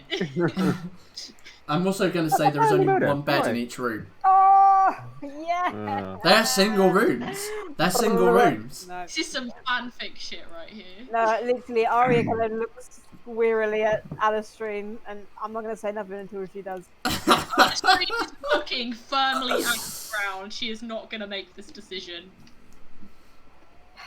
I'll stay wherever, but if there's no more than one bed, I don't mind sleeping on the floor. Clearly, this is upsetting to some people, so I will stay with whoever. I don't care. I'll sleep on the floor. As will I. Gaiak, buddy, let's go. We're in the room. Leafy, you're muted. You're muted, Leafy. I wondered. I was waiting for the delayed thing, but no. I just look at the 3 rooms and I just go, I pick that one, and then just leave up to it. As soon as Aria says Gaiak, let's go, she kind of panics as she realises she's got the choice between Storm and Kensei. She's like, I grab Kensei. I'll take this one. I'll sleep on the floor. Please stop. You're literally claws are in my skin. Ow. You've literally drawn blood. Ow. Oh my god. I'll mend that. I'll mend that later. Well. There is one patron that kind of stood in the hall, just kind of been making his way up to his own room, and kind of just opens the door, closes it behind him. I kind of give Alistair one last look to say, you sure you want to share a room with a guy? Do you care? she's not backing down, because that's what you're trying to make her do. She's not going to do it. Alright. She's gonna be okay, Alistair gonna be stubborn. Yep, okay. I just Watching this whole thing happen, I'm just very stressed and just letting whatever happens. She sees Alistair in the room and says, if you say one fucking word to me, I'm leaving and I'm sleeping in a tree. Me and Guy are gonna have a supper party.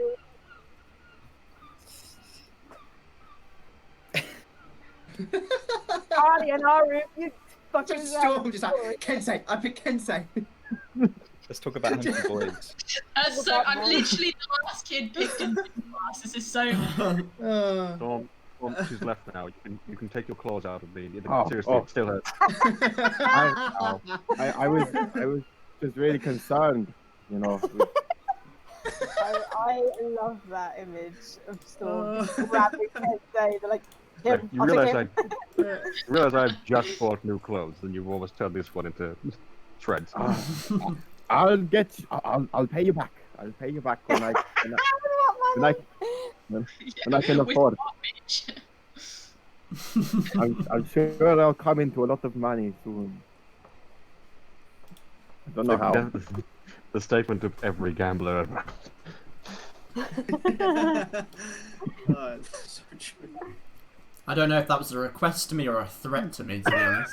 I will come into money soon. Please, God, please. Oh, God.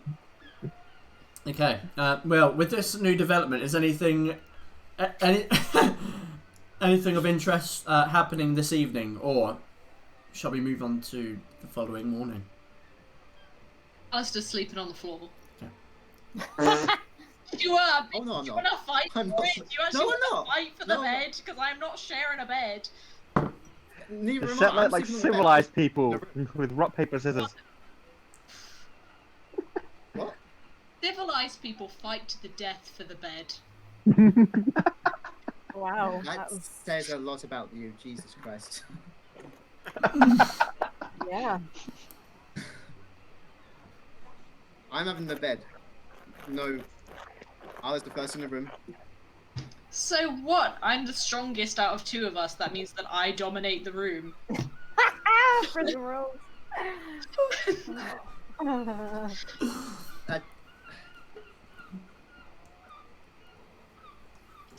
No. Oh god, here we go. She looks at Eobrock like, I have a child. I have a child to keep warm.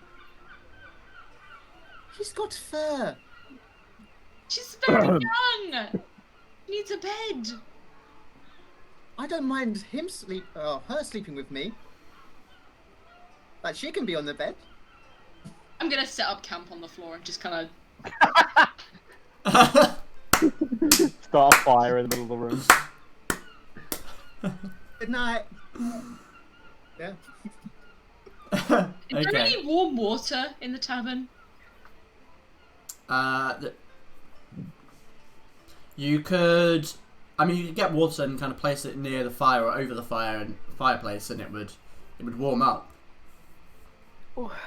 I know what you're planning. Oh no. I can see the cogs whirring in Maya's head. I'm gonna I'm put. not, knowing what Alistair's like, I'm not gonna fall asleep until she falls asleep. She's glaring at you. She's Meanwhile, in mine and Gayak's room, we're doing each other's nails, we're having a pamper, with our face masks on, you know. It's stuck in my Oh my feathers. god. Oh, I'm sorry, buddy, I'm sorry. I'd ask Gensei for a little bit of meditation before bed. How wholesome. You had I'm to gonna also- switch rooms. I'm gonna give Bubo a little clean as well, just in case he makes an appearance. But I doubt it. Okay. But just in case. Okay. Cool. So, the evening goes on. You, after your individual antics, find some rest this evening, and soon, once again, you rouse from your slumber. Frosted windows once again. A chilly morning, and as you look outside, you can see the small speckles of snow that are drifting from the sky, and settling in patches along the road, but for the most part the traffic is turning it into sludge, which eventually kind of ices over. So as you awake and gather your belongings once again, what would you like to do this morning?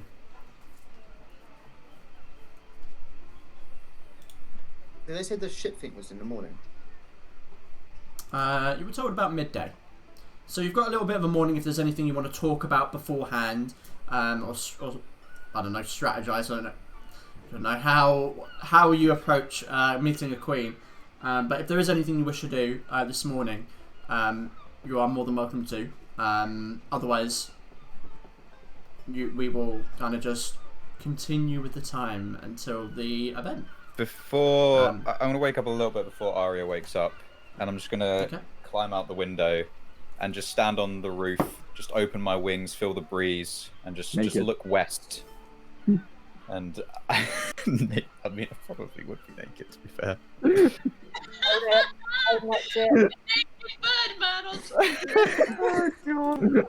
Feathers. Fred Eaglin. Fairly Fred covered. Eaglin.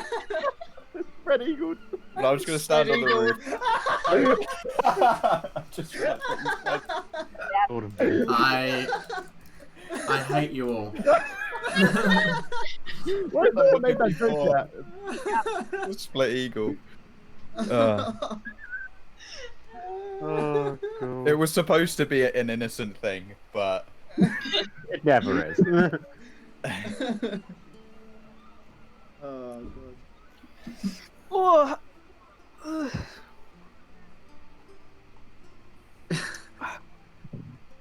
goodness. Well, why? oh, Oh, sorry. sorry. Yeah. No, you go. You go. I was going to say, I'm going to go downstairs and see if there's anyone down there. I'm gonna go downstairs after. Okay. So, I mean, there are people down there having their breakfast. It's a lot more full than it was the previous morning. People drinking, eating. There's an excitable atmosphere that you can get already. People are anticipating. You overhear conversations about excitement about seeing this new ship, what the changes that it will make to the country. There's a real buzz around the tavern. If I see Arya, I'm just gonna go up to Arya and ask, like, oh, why do they bless the ship? Why does it need to be blessed? Oh, it has a safe and bountiful voyage, I suppose. Are they? But, no. That sounds like they're. Does it stop it from thinking, or? Oh, I'm sure they like to think that it will stop it from sinking, but you know, Huh. Cecilia is only mortal, like the rest of us. far as I know. I always do. Ever since I got here, I've always wondered if these higher powers are secretly having people use magic. Maybe they're going to make the ship unsinkable. I don't know. It's very, very, very good point, Storm. Perhaps we can keep an eye out for something like that. I haven't thought about that. Very strange coming from a place where magic rules the Empire to a place where magic is outlawed. Awfully strange. Yes, it is, but that is why we are here, to hopefully change the point of view. I look forward to it. Shall we get some cinnamon rolls, you little cinnamon roll? Oh, you know me too well. Yes, I'd love some cinnamon rolls. You'll have to maybe shortchange me though. I'll pay you back. I've got you, don't worry. I promise. On the sands of time. You know, I read a book that involved the sands of time. It was about a prince, you know, of this really great land. Jesus Christ. And on that goddamn note, I could do it. Getting a few cinnamon rolls. I'll say that will cost you. Let's go around. Let's make it an even 1 silver piece. Okay. I'll really break the bank, you know. Right. Okay. Yeah, you get a silver piece worth of cinnamon rolls. So you get a nice little plate of them. As you'll, I guess, gather in the tavern, are there any last-minute preparations you'd like to do? Oh. I mean, get our fancy clothes on. Oh yes, put them on. Depth to the nine. Okay. Reluctantly. So you gather yourselves into your fancy clothes, and everyone around it also seems to be kind of getting ready and dressing in their this fancy attire. You can tell that some are cheaper and hand-me-down sort of fancy clothing, and others are a little bit clearly more wealthy. But nonetheless, everyone is dolling up for the day. Sorry, go on. I was just going to say, Alistrin or Ken say, it is an offer, you don't have to accept, but would you like me to do your hair for you? No. Alright, so I guess I saw that coming.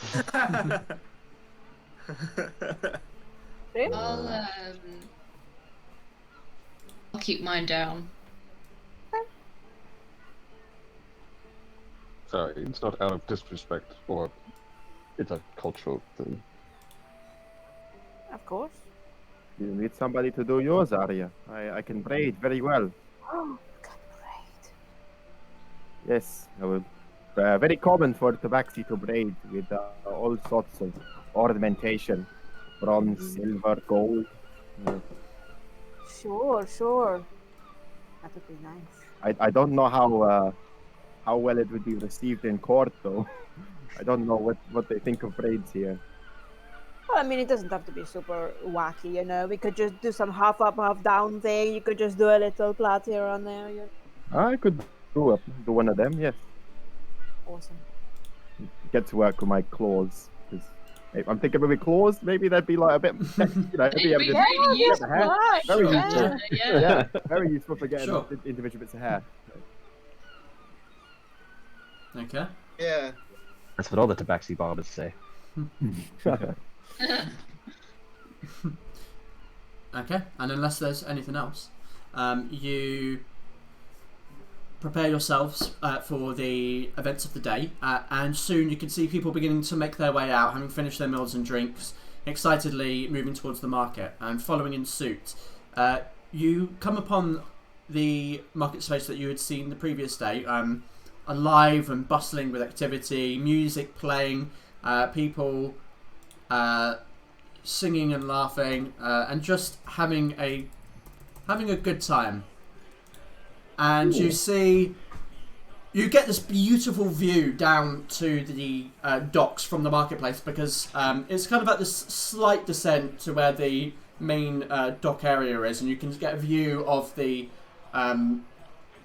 ocean and all these ships that have kind of moored themselves and held in position. People on board wanting to get a better view, so they take out their own ships to have a little look, but keeping the main space pretty vacant. There's a half an hour of just activity, and you kind of look around and see all these people that, for them, you get this impression that, as I've probably said a million times, that this is a real event for them, and they are really going out of their way to just have a great time. As the festivities continue, you hear a dum dum dum dum dum dum dum dum, and you turn your heads to see the town hall, where the bell is ringing from. One thing. It is. I'll type it. Just before I forget, the town hall that you see is this square building which rests apart from the rest of the market. Its foundation is made of red brick that blends into plaster walls higher up. Marbled columns at a level of depth, though clearly for visual purposes rather than functionality.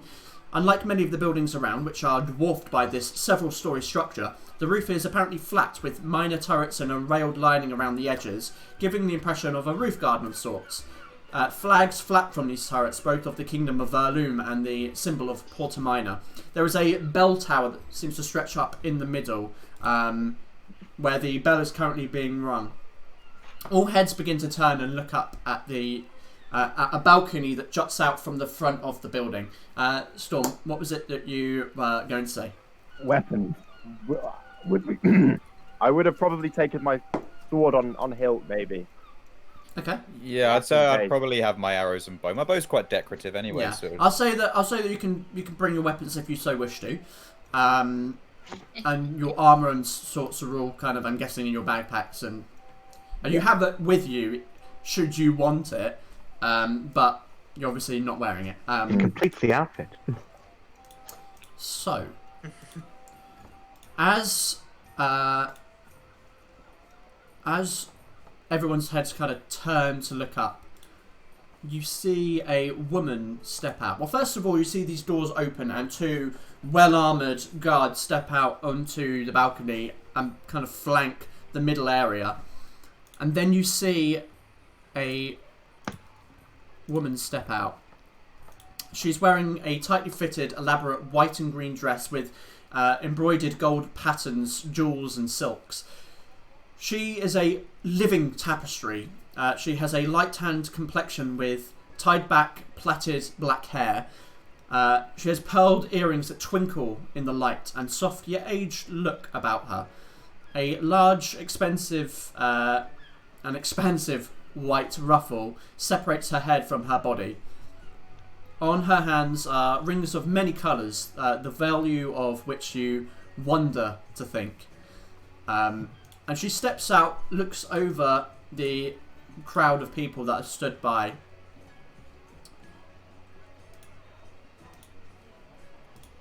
And she begins to speak.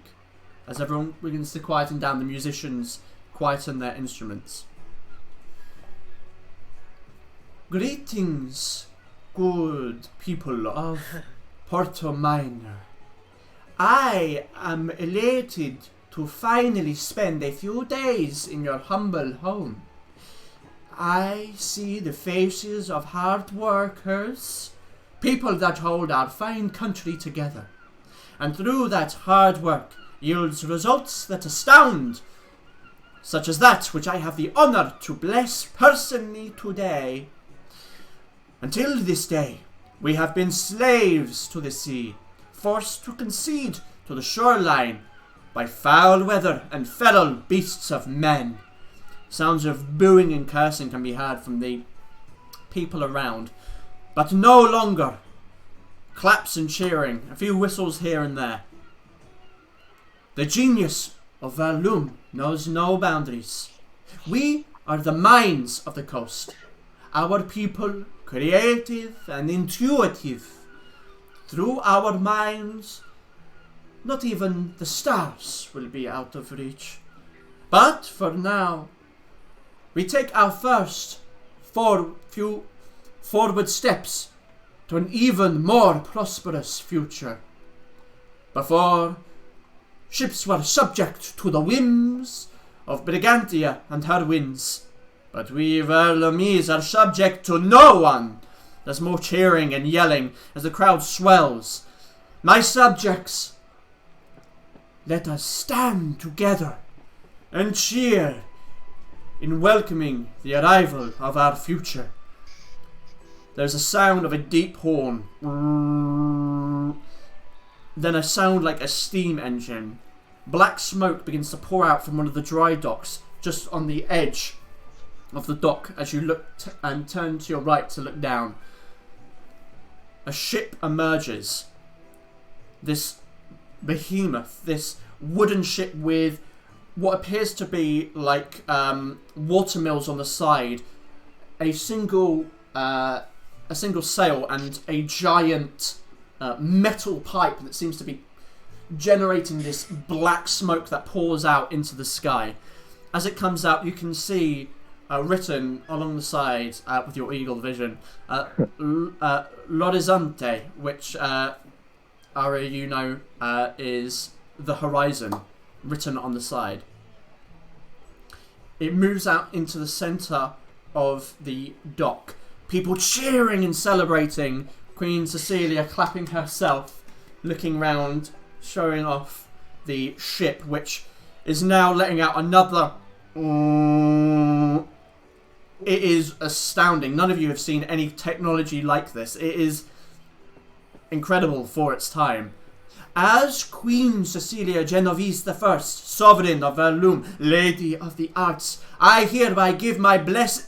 Before she can finish her words, there is a blinding flash of light. Of course this was going to happen. Of course this was going to happen. Fucking called it. Even though Jack, I'm you still called surprised. it. I'm You still called surprised. it. I never trust these public events anymore. Alright, So- let you We have finish. to get dressed up. Guys, before she can finish her words, there is a blinding flash of light from the dock. Time seems to slow to a crawl. Almost immediately, the intensity of the light fades, and this expanding ball of flame and smoke bellow from the midsection of the ship. As the flame thrusts upwards, the shockwave hits. The explosive force nearly knocks you backwards, followed by a burning heat. Not enough to burn, but it causes you to cover your faces. The sound of splitting wood and spraying water is nearly dwarfed by the roaring flames and the bludgeoning thunder of an explosion. Those that have not been knocked down stare in complete disbelief at the scene. As time begins to return, ears ringing, people begin to shout and scream, darting about the market, some edging towards the dock to try and help any survivors. Though as far as you can see, the only people you've seen leave are the charred corpses sent through the air. The guards shout orders around you, trying to guide the stampede of people, looks of confusion and fear covering their faces too. You see the Queen being pulled back through the door of the town hall by her personal guards and ushered away to safety. As the chaos erupts and the ringing begins to fade from your ears, what would you like to do? Just go to one public event without a disaster striking. That's it. Wait to see what it Kensei's not doing it anymore. I- Kensei's not Is doing. this a demon, or is this like a human thing? Terrorist attack. I think it's a terror. It seems Yeah, like a I'm terrorist gonna. All that's happened is in the What the split moment. fuck You've seen this ship just explode in the I think it would in the be dock. smart to wait and see what's going on, because First of all- depending on the threat. I want to check that the party is all safe. Is everyone still here? Everyone's. I think so. Yeah. Where did we see like a beam, like where it could have come from, like a beam of like if it's No. if it's the spell I'm thinking No. of? No, nothing. It just Can I- appeared. I mean, you weren't check paying if it attention. was Like you definitely wouldn't have seen anything if that was the case. Would I know if this was like a magical, like a fireball type thing, or like a man-made explosion? Roll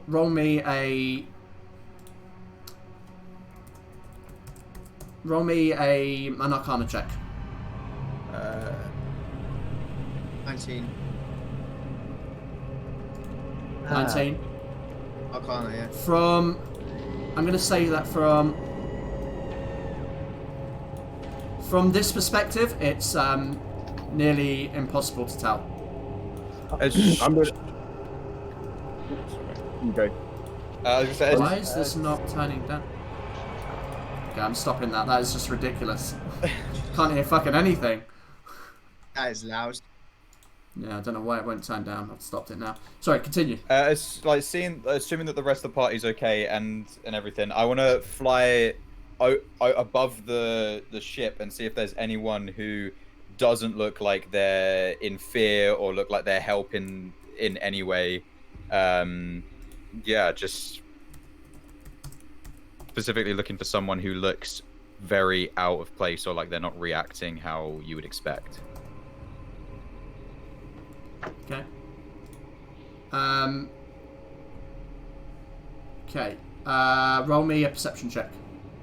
I'm going to be moving towards, not too close to the flames, but I want to be helping anybody near the who maybe look like they're injured towards the front of the explosion.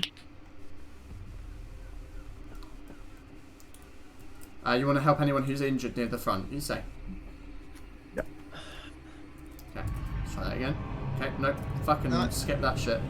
Jesus. Did they say the God queen? fucking damn it. She's back inside. He's back. Yeah. Yeah, I Got want to pulled see away. if Oh my god. I want to see if anyone. I think it's playing through the other bot as well. Oh, it's gone now. Yeah, the Playing- meat. Yeah, it's not. Yeah. Yeah, it was there a second ago. It's not anymore. Oh, right. Oh, why does it have to do that, for God's sake? I want to see if anyone shady is There you sort of go. going towards the. Mute it. Unmute it. Hold on. I'll Sorry. join you Fuck on that. me. We're not here for the fucking shit. We're here for Cecilia, so I need to make sure Yeah, she's okay. I want to see if like anyone. Gotta be like shady is Secret about Service. beelining Like, to- Yeah, man. My eyes are darting. Mr. President, Okay, no! I need to, hold up, guys. I need to take this one at a time. I'm getting a little bit confused now. Storm, you're running to the front to try and see if you can help anyone who's injured. You're looking around, Guy. So you fly up, have a look around, trying to see the area. It's a bit of a chaos clusterfuck. You see a lot of people moving forward to try and help. Others kind of stood like unresponsive, like just in complete shock. The guards look to be in a bit of a disarray. Probably weren't expecting something like this. Yeah, you don't see anyone who looks suspicious. Okay.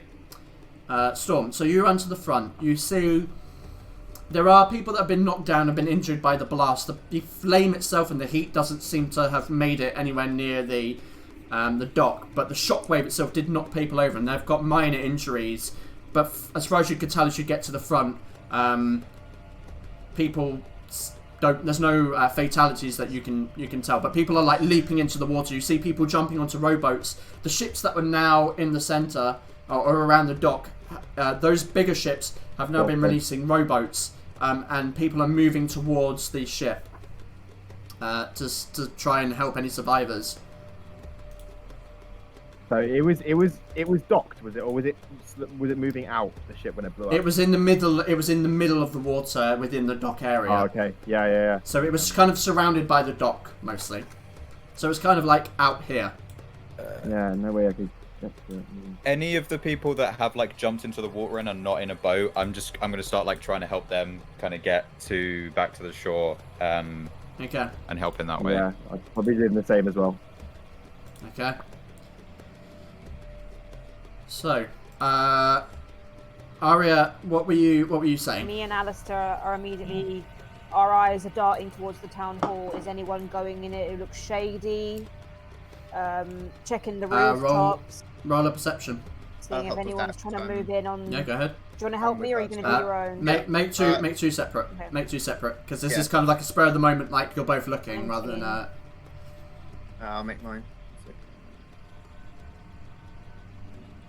Perception. Every time I see that +9, God. 19 as well. Okay, so you look around, trying to focus in, trying to drown out the rest of the scenario and situation. You can see people moving through the windows of this building. Guards, it looks like, who are kind of shifting to, for whatever reason. You see 2 guards come out the front of the building, kind of close the door behind, and stand there, kind of looking around. Weapons brandished. They look uneasy. It's difficult to get a really good view because people are like moving past you and pushing past. Yeah. You're kind of like in the middle of a bit of a flurry right now.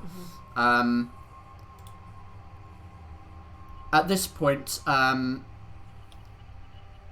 you see Gaiak and Storm. You're kind of nearer the edge of the dock. There is a secondary,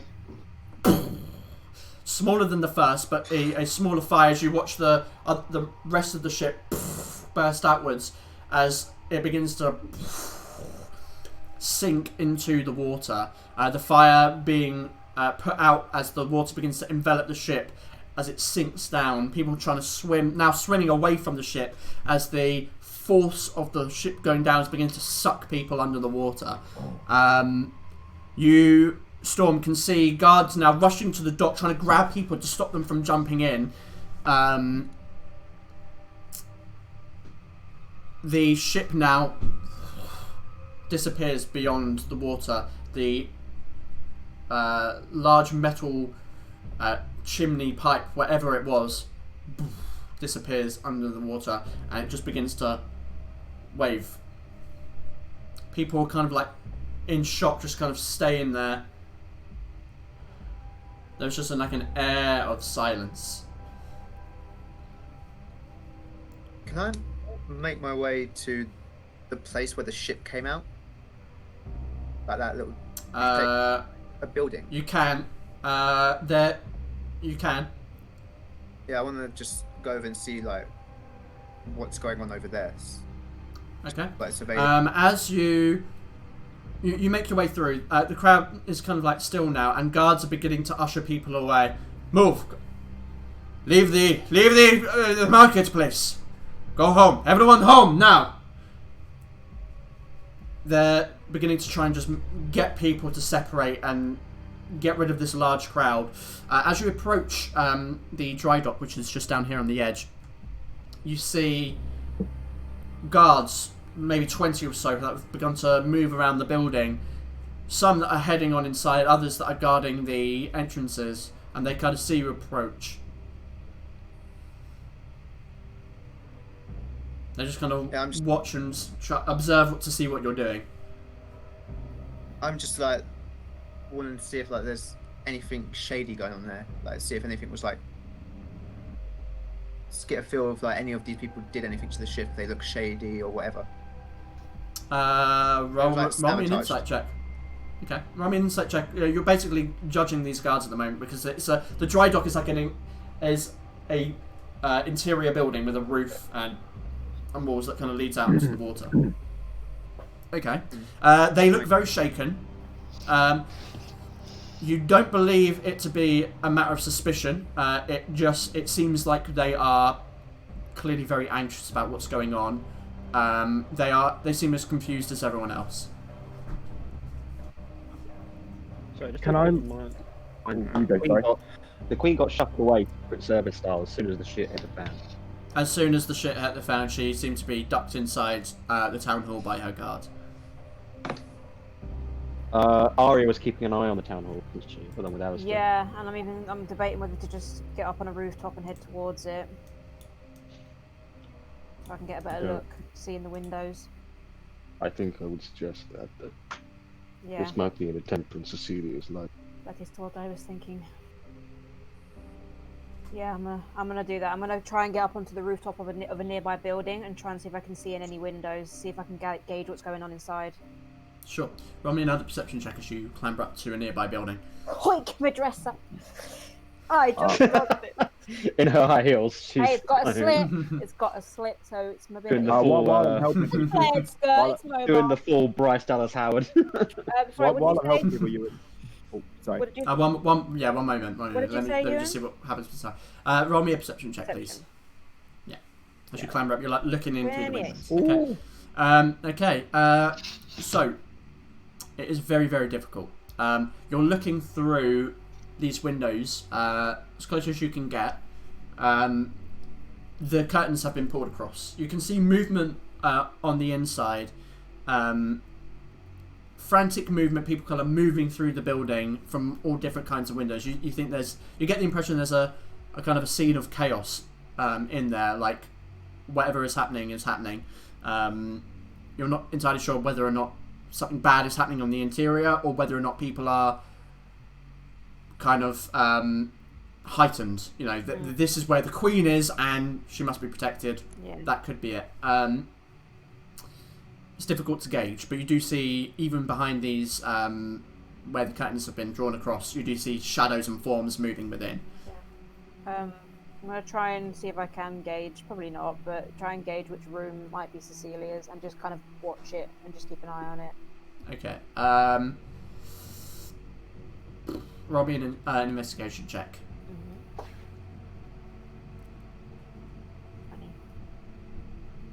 I'm going to say from this vantage point, I'm familiar with the building. It would be extremely difficult to kind of gauge what room would be hers, though you imagine that given the situation, whether it's her room or not, you imagine she's probably put somewhere secure where there's not a bunch of windows at the exterior. Okay. So you think she's probably further. They would logically put her further within the building. Okay, well, I'll somewhere secure. I'll just be like doing the rounds and keeping an eye on the building at all times. Okay.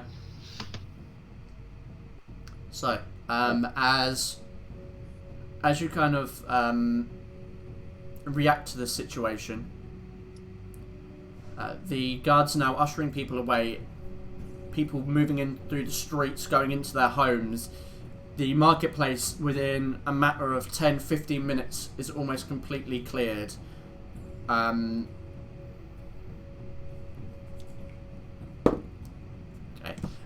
Guards are kind of looking around the streets. They don't see you, Aria. What are the rest of you doing? I'd like to look at the kind of if there's any kind of smoke or blast impact on things or people. Kind of analyze it to see kind of what kind of if there's any kind of gunpowder in it or. Okay. First of all, roll me a perception check to see if you can see anything like that. Yeah, and then obviously gauging if it's magical afterwards or not. Perception first, yeah. Yeah. 15. Okay. So, as far as you can tell from the shoreline, the ship exploded in the middle of the water on the dock. You don't see any residue. The flame and smoke has dissipated as the ship went under the water. There's like the faint kind of smoggy dark cloud in the sky where it's beginning to fade and the coastal winds begin to blow it inland.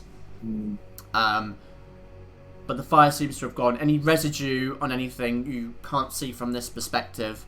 As far as you can tell, the ship blew up and that was it. Good to know. Can I Oh, sorry, go on. go down to the shore again and use detect magic? See if I can sense any magical residue of like what could have happened. Okay, sure. Roll. Oh no, you don't need to roll, do you? Okay. So you use your abilities to cast detect magic. Nothing magical shows up for you.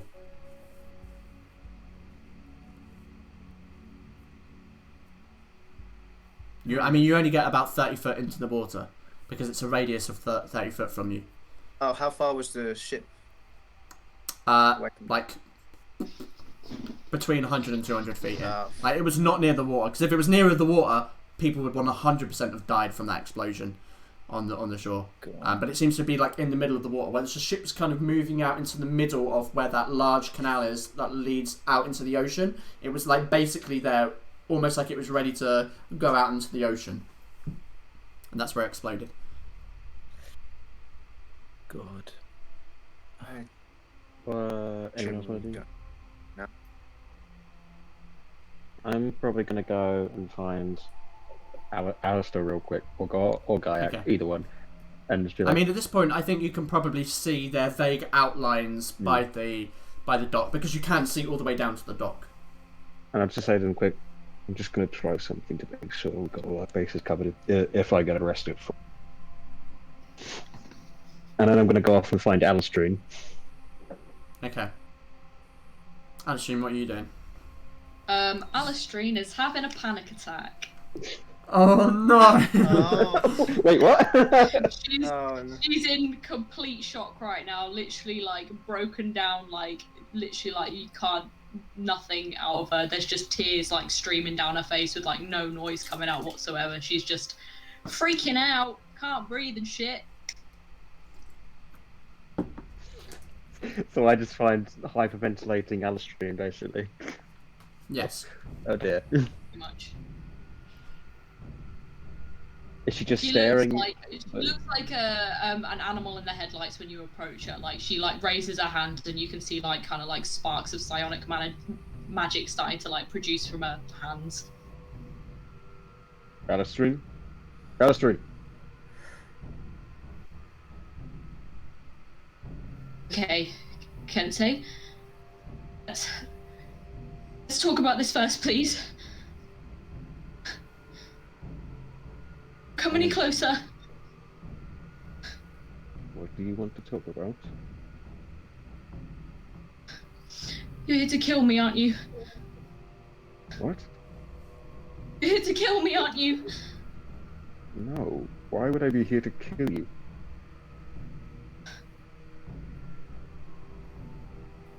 She's like searching for like any telltale signs that he's gonna like attack her at any point.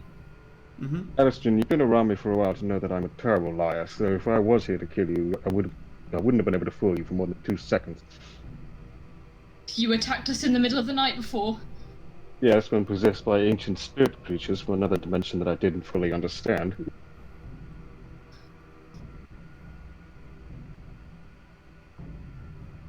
She kind of just watches you. The magic doesn't go away, but she doesn't say anything. Look, I need your help. Like I said, I'm not very good at lying, but I need someone who is very good at lying. What do you mean? Do you know the best way to hide someone being shot by an arrow? You set up an explosion. Literally. No one focuses on the arrow, everyone focuses on the explosion.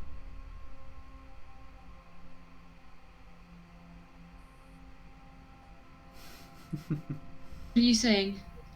I'm worried that this whole tragedy might just be a distraction so that someone can kill Cecilia. She is now inside that house, and so far we haven't seen her come out. This might just be a ploy to get her alone. What do you need? I need someone to help me get through the door. Walk in front of me. Don't turn around until I say so. It's going to look rather suspicious if I'm being threatened by you. I'll be subtle, don't worry. Oh, okay, fine. When we get there, try to make it look as natural as possible, but when we get there, try to convince them that you saw... I'll try to tell them that you... No. Convince them that you saw someone sneaking into the house, into the building, via the rooftops.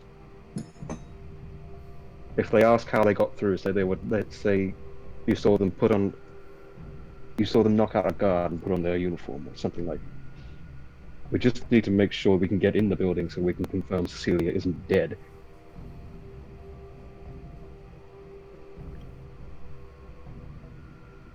Okay. Take me to her. Don't turn around until I say so. Fine. Okay. is going on? You heading towards the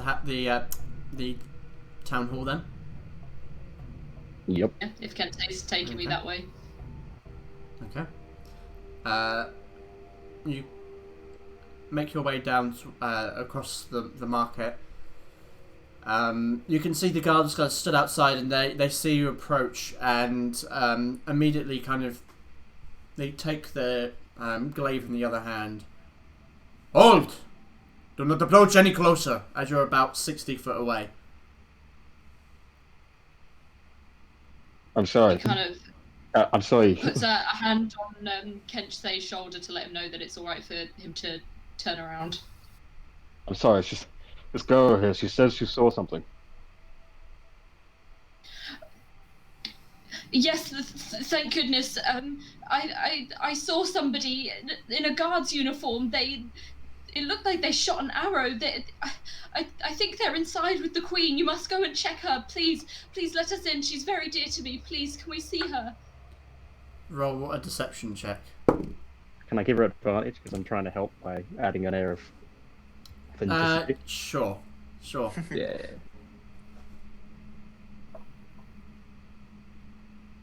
Oof.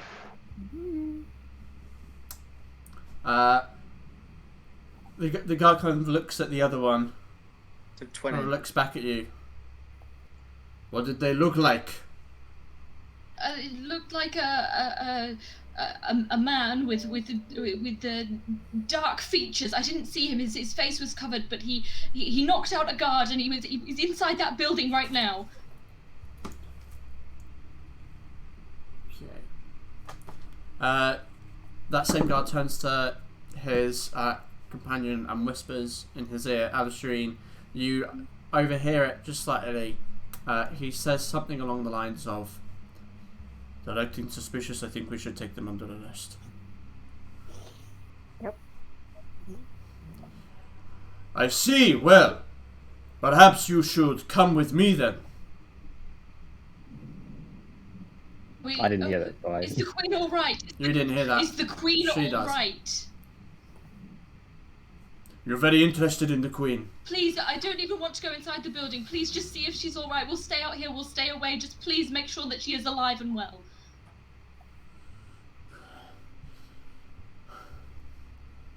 He kind of turns to the other guard again.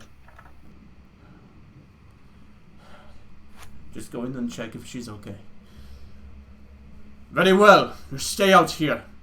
But not one move. If I see one move, I will not hesitate to cut you down. We understand perfectly. The other guard kind of looks for a kind of look of confirmation. Turns and backs towards the door, keeping his eye on you. Opens it, heads inside.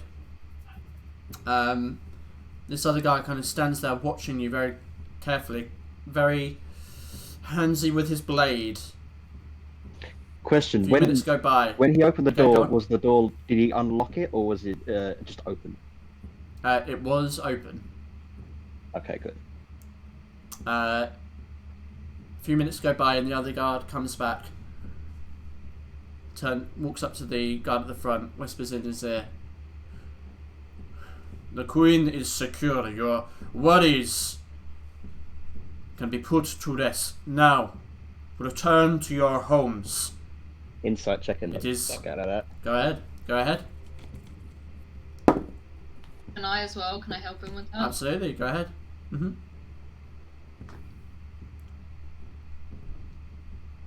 Nice. Okay. Ooh, even better. You do get the impression that he wants to give you as little information as possible. Yeah. You immediately get the sense that he does not trust you. He thinks there's something suspicious going on here.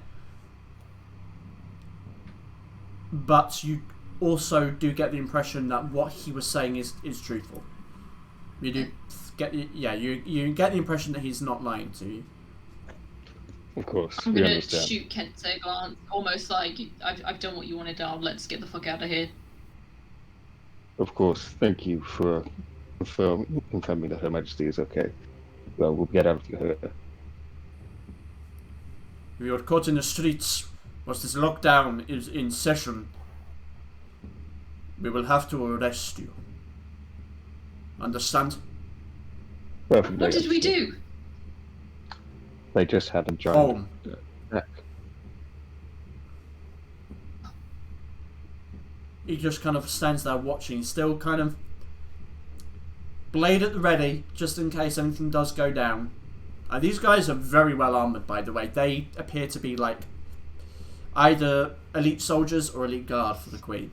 Like royal guards. Let's get out. Okay. As the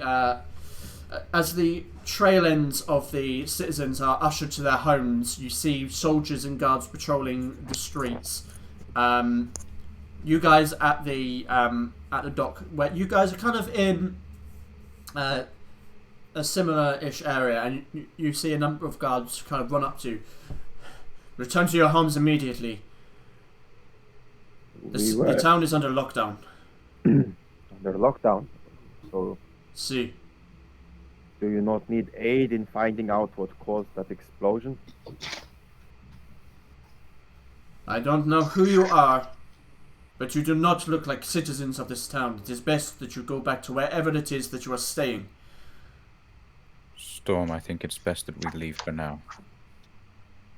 Yes. I kind of take Storm's shoulder and Okay. He kind of talks. You see two other guards approach, and this guard turns around to them. We need to check the docks. We'll take the east side. by this point, just to check, like we've managed to get like all of like the survivors out of the water at this point. Yeah. And everyone's kind of. As far as you can tell, there weren't any survivors. The people that were in the water were those that jumped in to try and swim to see if they could grab survivors, and then the secondary explosion happened, and some of them were beginning to get pulled underwater, and you managed to kind of help them out of that situation. Did we catch that secondary? I know we weren't really looking at it, but did that secondary explosion? Would I have seen it? I mean, you all would have felt the impact of it. It just seemed like an explosion, as far as you could tell. Okay, so we wouldn't have been able to tell if it was like it came from a different source or it was because of the fire on the original. No. Based on the information that you have currently, no. Yeah, okay. Oh, what do you do? Yeah. Oh, So as you are ushered away, we're going to take another just 5-minute break there, and we'll come back and see. Protest all that. Oh my god. Yeah, I do realise that at this point I may have drilled in that every public event is awful. But having said that, Knights Fair was okay. Yeah. Until, you know, it wasn't at the end. Actually, maybe not. Knights Fair was the fire of Soule City immediately afterwards. Yeah. But to be fair, that wasn't the fault of the public event. That was ours. That was our fault. Well, I mean, not well. So we've got Depends. Kensei is never going to Hey, waste guys, money on fancy clothes again. Hello and welcome back. So, where we left off before that wee break, you guys were attending a blessing of a ship, a new kind of steamship, when during the Queen's speech there was a big explosion and the crowds were ushered away, and so were you. So, where we rejoin, you guys have reassembled in the Crossblades Inn. I was Took me a second there. going to do something else. Oh, okay. I, yeah, you I were just, still yeah, you I were just on the wanted to rooftops. stay by the townhouse. Just observe it, nothing else. Roll me a stealth check. Probably pointless to ask you that, but Never know, I might rush it. okay. Okay, you seem to go unnoticed. So the rest of you who are back at the Crossblades Inn do not see Aria around. Oh, I have to. Yeah, never mind. Yeah, you don't see Aria around. You have no idea where she is. Where does Aria? Is she hurt? I ran off to help people. I assumed everyone was okay. Yes, anyone seen her? last I saw her, she was at the town hall, making sure everything was okay. I am gonna run up to. So we're back in the inn, right? Mm-hmm. I'm gonna run back into the room, climb out the window and onto the roof, and just see if I can see Aria anywhere nearby. Roll me a perception check. Mate, you must have eagle vision. Oh. But Oh shit! Nope, still blind. no. It is still snowing, so like your vision is obscured over a certain distance, over like 3 or 4 blocks. You just cannot see, and you're kind of looking at the same level as many of the buildings. You do not see her. Okay. Fucking screw it. I want to make sure she's okay. But, so considering someone said that they saw her near the town hall, I'm going to assume that she's doing rogue stuff around there, and I'm going to try and rooftop to close to the town hall. Trying to be stealthy, obviously. I know this is a serious situation, but if we have any fan artists in our fandom now, can they do artwork similar to Batman the Animated Series, but with Aria standing on a rooftop with her dress? Oh my god, that is pretty cool. Someone clip that, please. Okay. Sure. Run me a stealth check. Mm-hmm. Okay, good to know. You make your way to the town hall.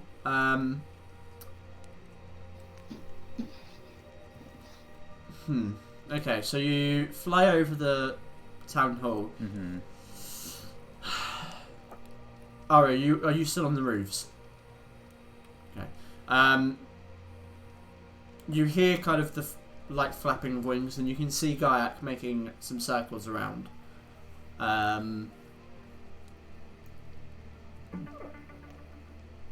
mean, there are chimneys, so I think there is something to hide behind it, if you so wish. But you'd have to make a separate stealth check because you're currently hiding from the guys on the ground, as opposed to someone looking from an aerial perspective. Yeah. So if you want to make a stealth check, you absolutely can. It depends if you want to be seen by him. And I think I would because I would be looking out for people who, like me, who are on the rooftops as well. So I probably would be trying to hide from both below and above. So... Okay, roll me a separate stealth check, and Gaiac, roll me a perception check. Mm-hmm. Oh no. No, absolutely no chance. You fly around. In addition to the snow, which is kind of beating on your wings now. It's cold. You're looking around. It's difficult to see. You're anxious about being spotted by the guards. You just cannot find her around here. Okay, I will. I'm gonna have to go back to. I'm gonna go back to the inn, but I'm gonna stay on the roof and kind try to keep cover, but just keep looking out for her, and I guess while I'm there for anyone. Okay, good to know. What about the rest of you? Alice is just silent, looking down on the ground, hand covered mouth, just in thought about what the fuck's just happened. Okay. Yeah, Storm again. Would probably just be glazed over, just similar to Alistair, just wondering how this bloody could have happened again. Oh yeah. How long are you wanting to stay and watch?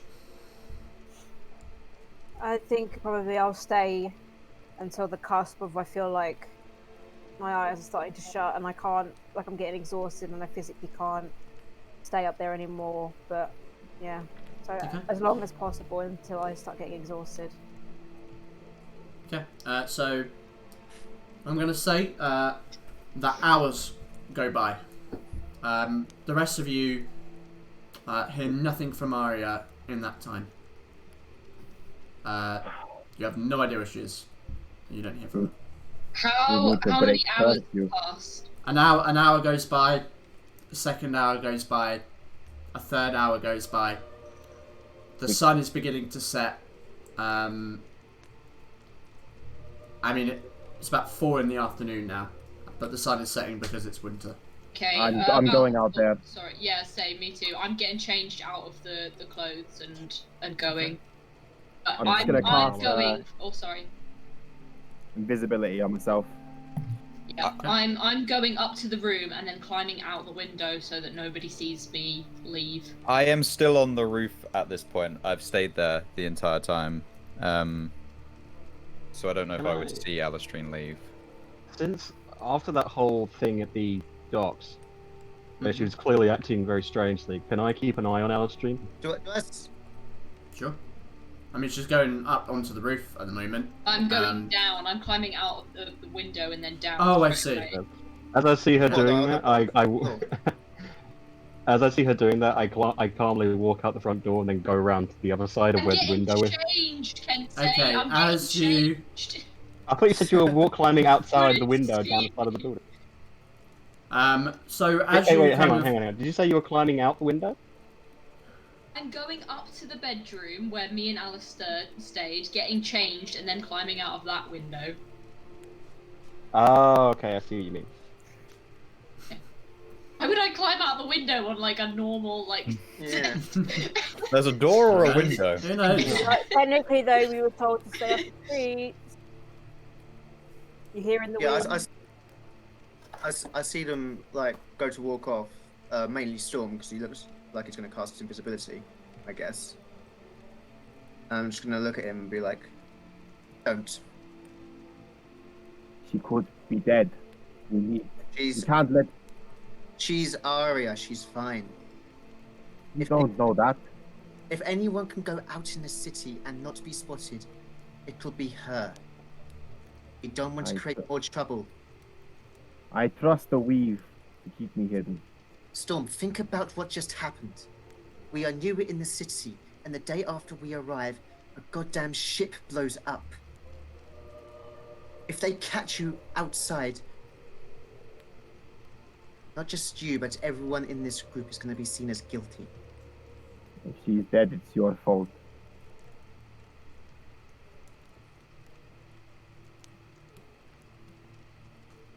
Okay.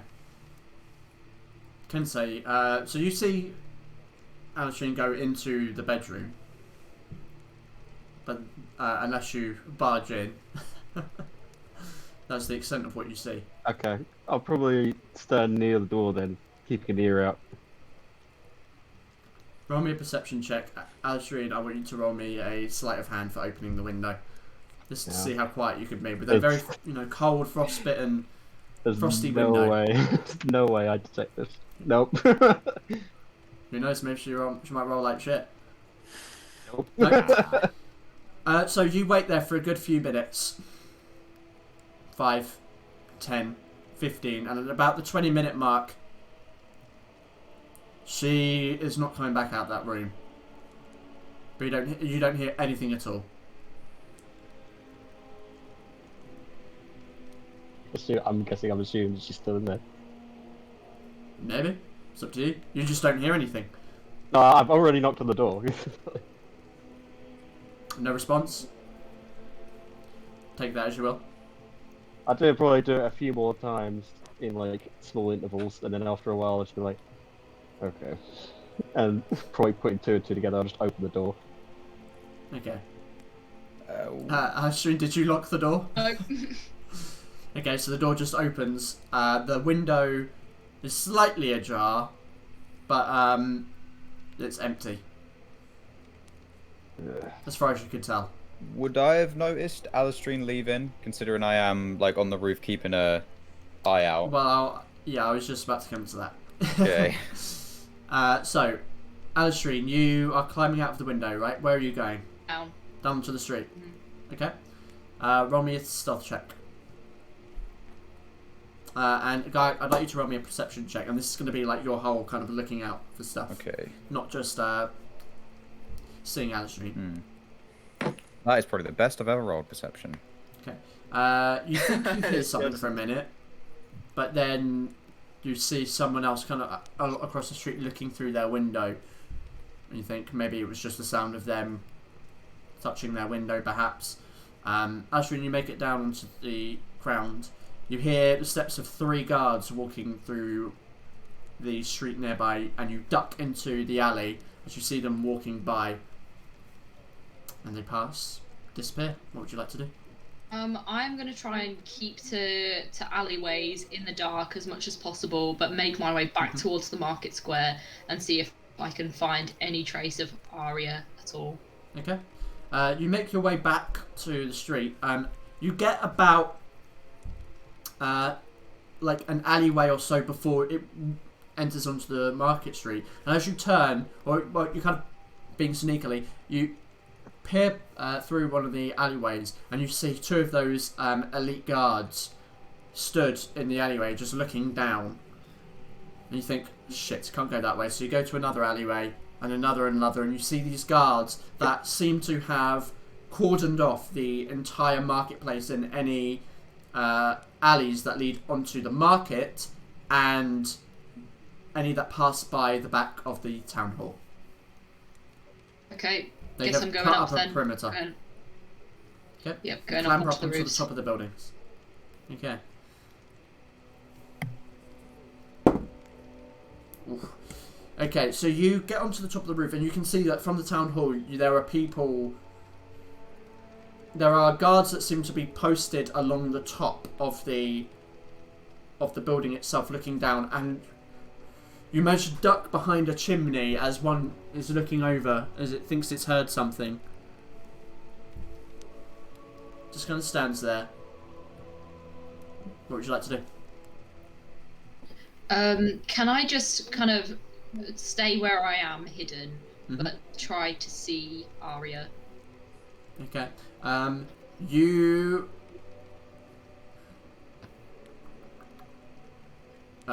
I'm not even going to make you roll for this. You're on the back side of the building. You will not be able to see her. She is.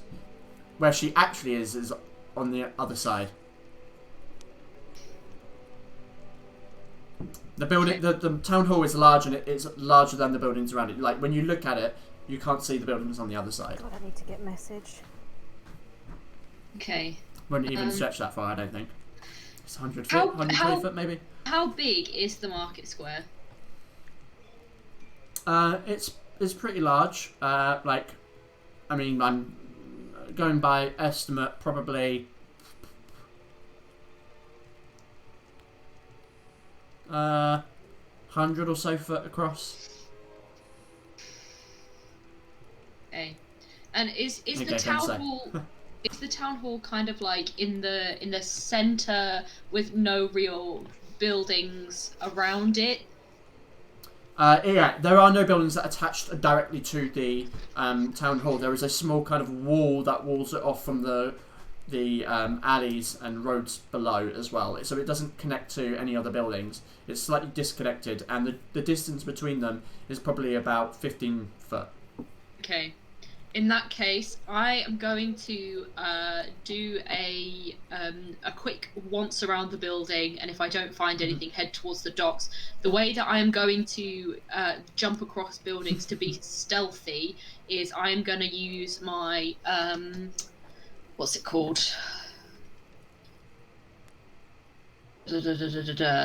My homing notes. That's not what it's called. It's called.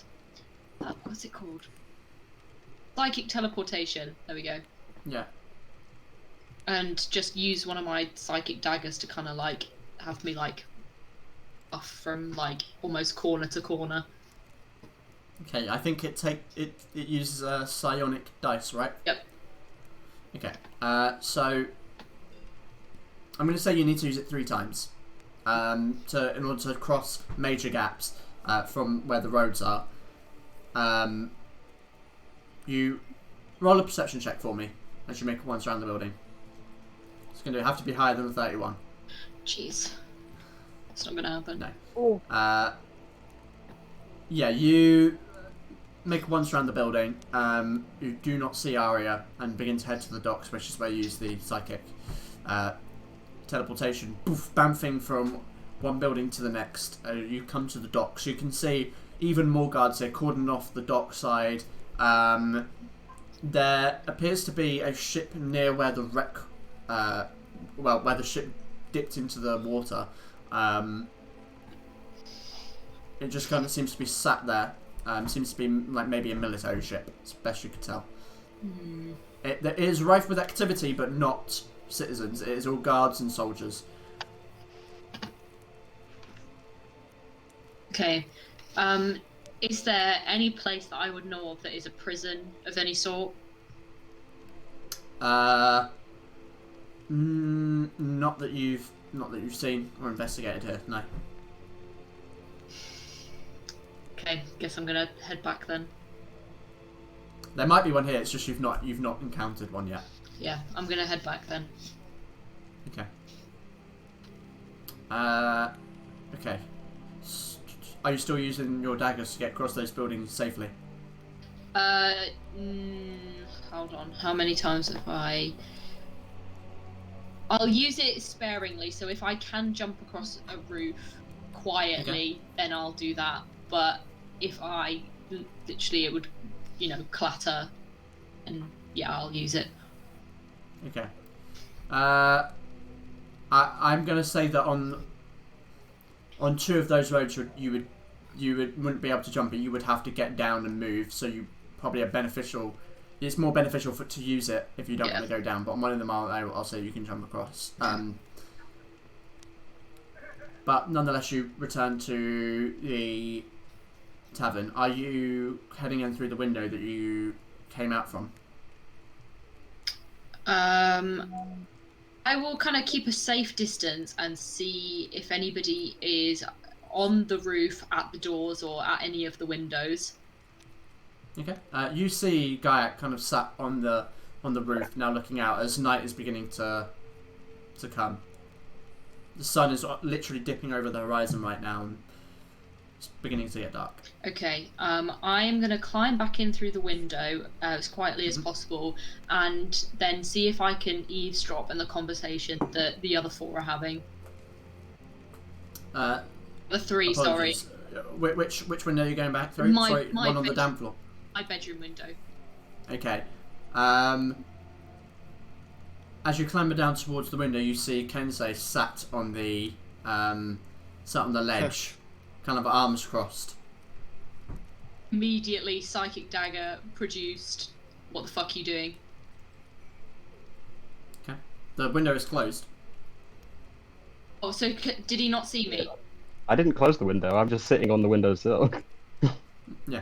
I left it open. Which way is he facing? Is he facing? Oh yeah. Out, it's like it's not. It wasn't fully open. It was just like slightly ajar.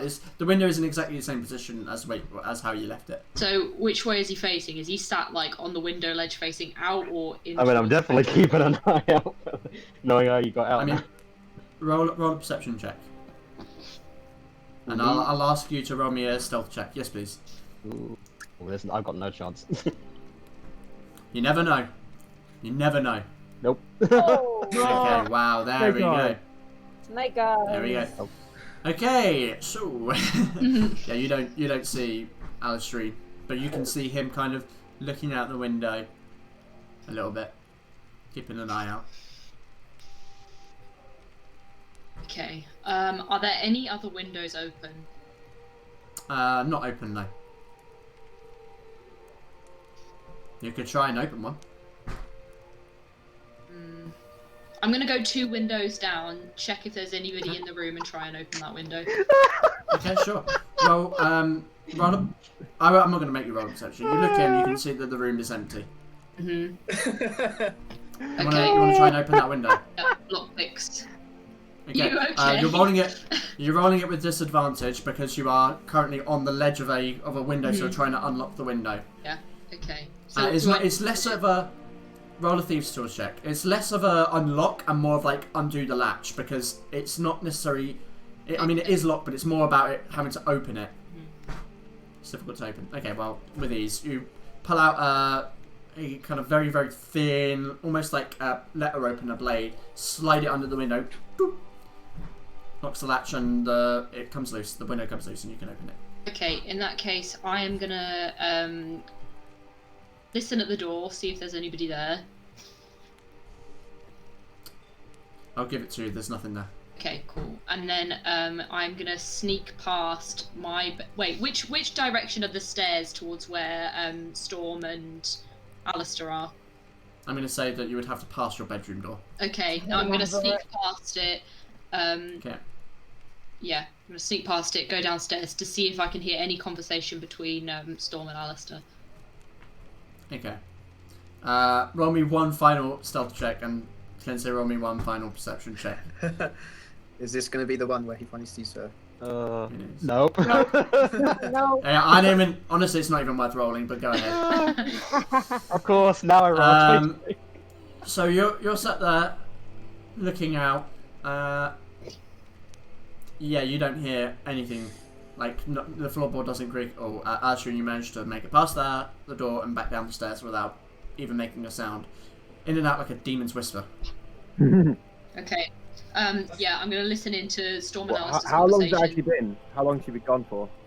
I mean, she's been gone for like well over an hour now. Yeah, we wouldn't still be conversating probably. We'd still be. I'd have been either at the bar having some water, or I wouldn't At be the bar having some water. Yeah. Well, Ashrin, you make your way down the stairs. You can see. I was literally just sitting. Sorry, go on. I'm not happy with I was Alistair. just gonna say Alice is sort of like just sitting on the table, like arms like this, like foot tapping, just waiting for like Aria to come back, and also in thought about what the hell's happened. Just like no words, just vision down, still in that position. There are a lot of people in the bar now. It's full of activity. There's a couple of people playing a few instruments to get a little bit of music in there, but it's half-assed. People are drinking, confused about the day's events, a little frightened, but mostly confused. I'm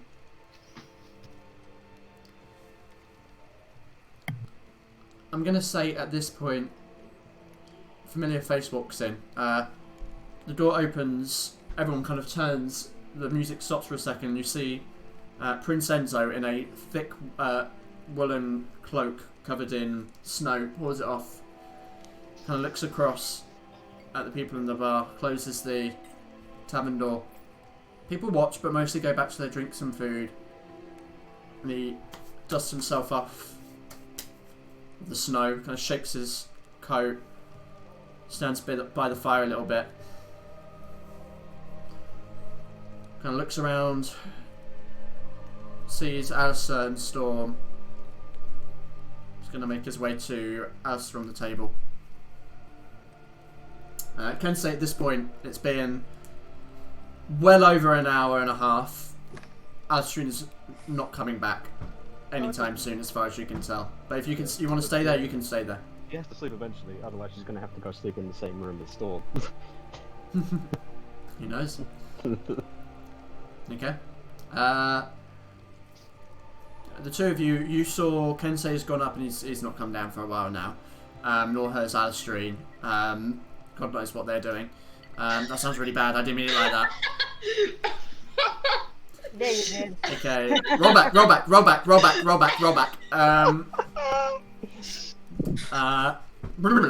So, anywho, that really just threw me off there. Nonetheless, Prince Enzo comes and sits at your table. Before I go into that, Aria, Yes. you do not see any strange activity. You do see guards come in and out, people changing shifts over the course of a couple of hours. You see movement in the town hall, but it's not frantic like before. Okay. Just so that you're aware. Okay. Prince Enzo pulls a stool up to the table, sits down opposite you, Alistair. Not quite what I expected to happen today. Inside check. Yeah, yeah. I'm just. You're I'm not. just- No. You're Oh, not no. there. Are we talking You're at the about bar. Oh, okay. I'm just. You said you're at the bar getting some I was water. literally going to say that. I'm just going to look at him, just do an insight check, see if he's like got any sort of like Sure. in his voice. Sure. Roll. Can I hear? Roll an Because insight I'm check. eavesdropping on conversation. I'm going to give you an insight check with disadvantage because there is a lot of conversation going on. Okay. And unless you want to get closer in sort of visual range within the room, or try and blend in with other people, Assassin's Creed style, then I mean, could do that. you could. You could certainly try. I think I'm gonna use psionic whispers to get Storm's attention. Okay. Before you do that, I'm just going to give Alistair what he gleans from it. You sense a lot of awkwardness in his voice. He's kind of rubbing his hands a lot. He looks very concerned, like he's trying to keep calm, but there's a buzzing inside of him, and you can just kind of see that coming out in just small gestures, like tapping of his hand on his palm. On his tapping of a finger on his hand. Alistair, you get Storm's attention. Yeah, Storm, you kind of just hear this voice in your mind that says, that just whispers, kind of like, come out into the hallway. Oh, so you're back then. Need your help. What with? Come to the hallway and you'll find out. I go to the hallway. Okay. Before that. Oh, before we come back to that, I mean, Prince and Enzo kind of awkwardly sitting there. Where are the rest of your friends? Companions? Some have gone to their room, keeping to themselves. Can't really blame them after what just happened. That is true. I'm not here without reason. I will be staying in the town hall, but he kind of has this puzzled look on his face slightly. I've come to inform you that surprisingly, despite the events, the Queen has agreed to grant you an audience.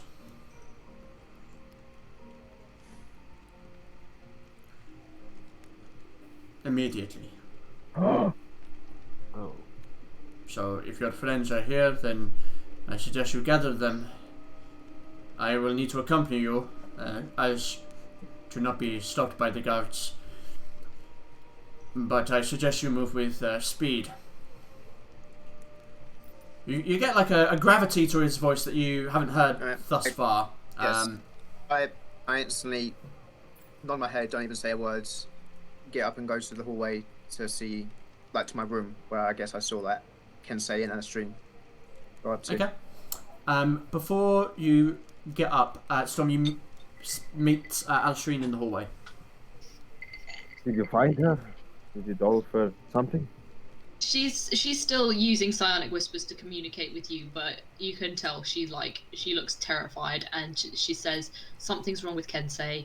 He's been following me this whole time. I think something shady is going on. Do you think the hags have him again? I'm not sure, but he's acting very strangely, and he's been following me, and he's been acting weird. Has he been talking? No, but I heard him waiting outside my room, so I left, and he's been there this whole time. It's like he's waiting for me to come back to ambush me or something. Insight check. Yeah, insight check. Yeah, sure. Roll an insight check. Alastream, roll a d20 at the relevance modifier. What's going on?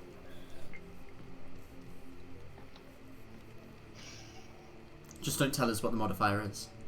Okay. What is the total? 4. 4. Okay. Based on that roll, does he believe you or not? She's telling the truth. But so you haven't heard him speak?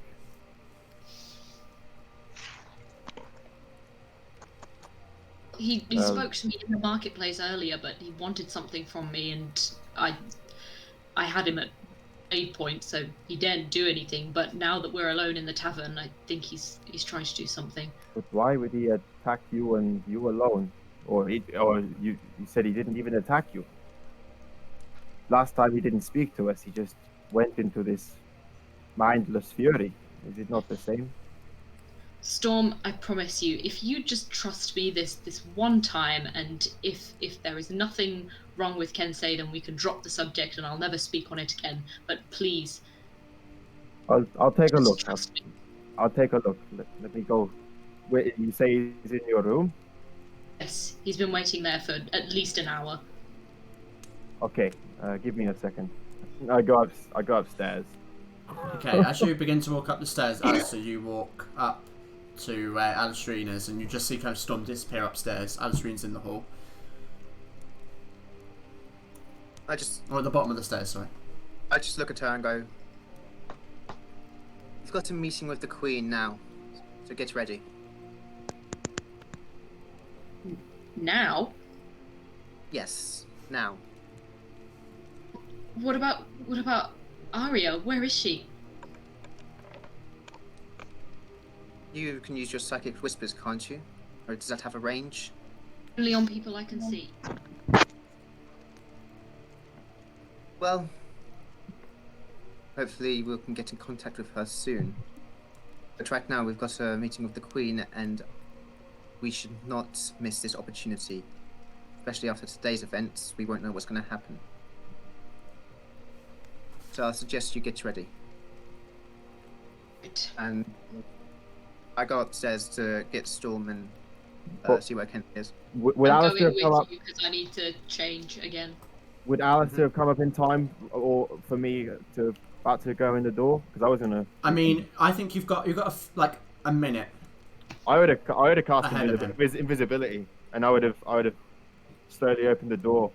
Sword. Okay, if you're being stealth, if you're slowly opening the door, you probably would just about get it open as Alistair would be approaching. Okay, then. Because it takes a little bit longer to stealthily open a door. Yeah. Okay, then. So Well, first of all, roll me a sleight of hand check. Are you invisible? I did say I was gonna be visible, so yeah, I'd cast Okay. invisibility. Roll me a sleight of hand check. It's not going to be with advantage because it's not you being stealthy. It's the door, the sound of the door, the idea of the door. Yeah. I'm going So, to sleight of reverse hand. it. It's going to be against. Okay, that is not going to be more than Kensei's passive perception. Kensei, you hear you turn. You can see the door slightly opening. Yes. Are you dominated by those witches again? If I was, I wouldn't be able to talk to you. Well, Alistrine thinks you're trying to kill her. Is this true? No.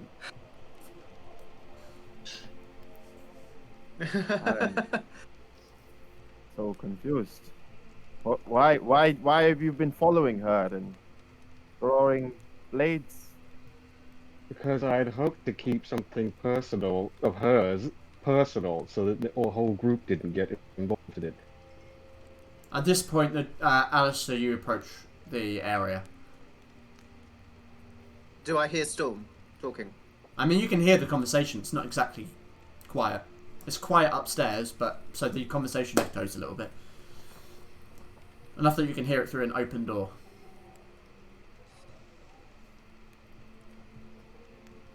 Is Storm still invisible? Or has he like gone out of his Yeah, visibility? I'm still invisible. Is he still? Are you still invisible? Yeah, it's still invisible. I'd probably drop Okay. it actually. I'd drop it after a little bit. Like, yeah. Okay. So he kind of you see him just about apparate as you pass. I just see them. I was like, okay, like just plain face. We've got a meeting with the Queen now. She wants to speak to us. Get ready. Now? What? Yes, now. Get ready. I'm still in the same clothes, so I'm ready. Got to put my hat on. Alright, does anyone know where Gaiak is? He's on the You roof. know where anyone is? Oh yeah, Alstrine saw him. Yeah. Give me Oh, one yeah. moment. Kensei sticks his head out of the window and goes, you hear a scuffle as you obviously make him jump, and you hear a little, and you see his head just pop over the roof edge. "My bird friend, we are needed." I just kind of nod and just fly down and through the window. That's the Batman stance. Okay, we've got a meeting with the Queen now. Don't know where Arya is. Hopefully we can get in contact before we get there. That's if Just she's still real alive. freshen up. When She's you still when you say a meeting with the Queen, you mean the A meeting with the Queen. with Yes, the Queen. the meeting with the Queen now. Ah. Enzo's the one who set it up, or someone else. It was Enzo. He came in and just told me now. Did he seem alright? Or did he seem suspicious? He seemed like a guy who just saw a ship explode.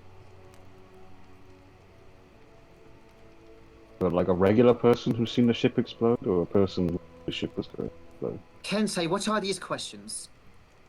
I don't It's not trust the him. time. Meeting. It doesn't matter if you do not trust him. We're getting a meeting with the Queen. This is the last chance we're gonna get.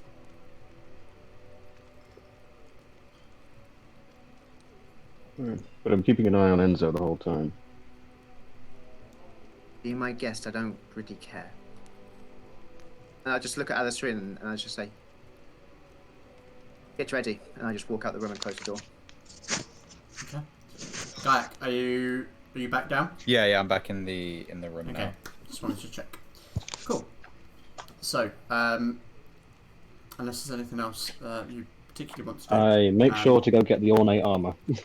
Though I don't know how Okay. much use it will be now. You change into the garments you previously got, if you so wish to. Yes. And after a short, brief moment of getting changed, you head back downstairs where Enzo is ready to meet you. Kind of waits for you until you're all there, and once you are, opens the door and leads you out. People kind of watching curiously, surprised and, well, curious. Enzo leads you out of the tavern and round the courtyard to one of the roads.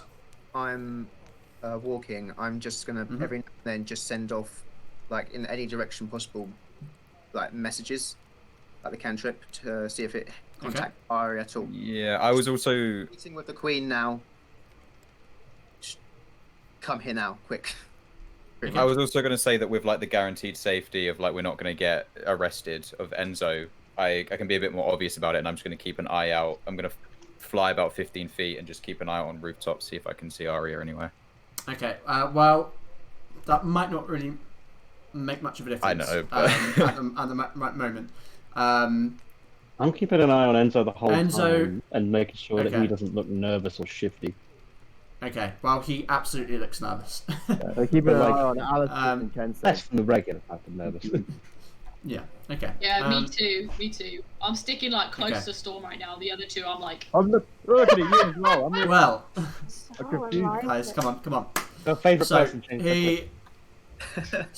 he leads you onto one of the roads where there is a carriage waiting. Kind of opens the door, climbs in. Please come in. Okay. Do so. I guess I'm not flying then. Where's my wings? It's pretty tight in here, but it's not a particularly long journey. The carriage heads down the road for 5 minutes or so before turning into the marketplace. The guards kind of halting the carriage first, opening the door, looking over you all. Gives a nod, and the carriage is able to continue to the front of the town hall area. You hear the sound of a horse-drawn carriage and look over. You see this dark wooden carriage halt outside the front of the town hall, and your companions step out. Okay. Yeah, seeing that, I'll come down from the roof because I haven't seen anything sus, so might as well. Okay. With your intuitive stealthiness, I will say that you don't need to roll for you to kind of rejoin your group. But you suddenly kind of appear there with your companions. And suddenly Aria is with you as if she'd been there the entire time. Oh. Where I'm have gonna use, Where have like, you been? whispers again and just be like, where the fuck were you? Coming up the town hall. We were worried sick. You didn't even tell anybody. Are you stupid? You were worried about me, Elsie? Fuck off, Aria. I'm serious. I knew you cared about me, really. Stopping at the town hall. Meeting the Queen. Cool. Let's go. She kind of glares at you like she could like slap you right now. She's like, "What the fuck are you doing, man? Like you are just so annoying. Just act a little bit more nervous." I'm grinning from ear to ear as if, go on then, do it. Enzo walks up to the guards outside the main doors to the town hall. We have a meeting with the Queen. Guards, look him over. Look over your group. Okay. We've been informed. Do not draw your weapons or you will be executed immediately. Do you understand? Okay, yeah. Good. Understood. Opens the door. Vincenzo kind of looks uncomfortable. Steps inside with you in tow. He leads you into this main hall, this chamber, an arched ceiling that is 50 foot high, with tall thin windows that let waves of natural light in, which extend across the ground. Though at this point it's kind of like just this orange strip of light from the evening's twilight.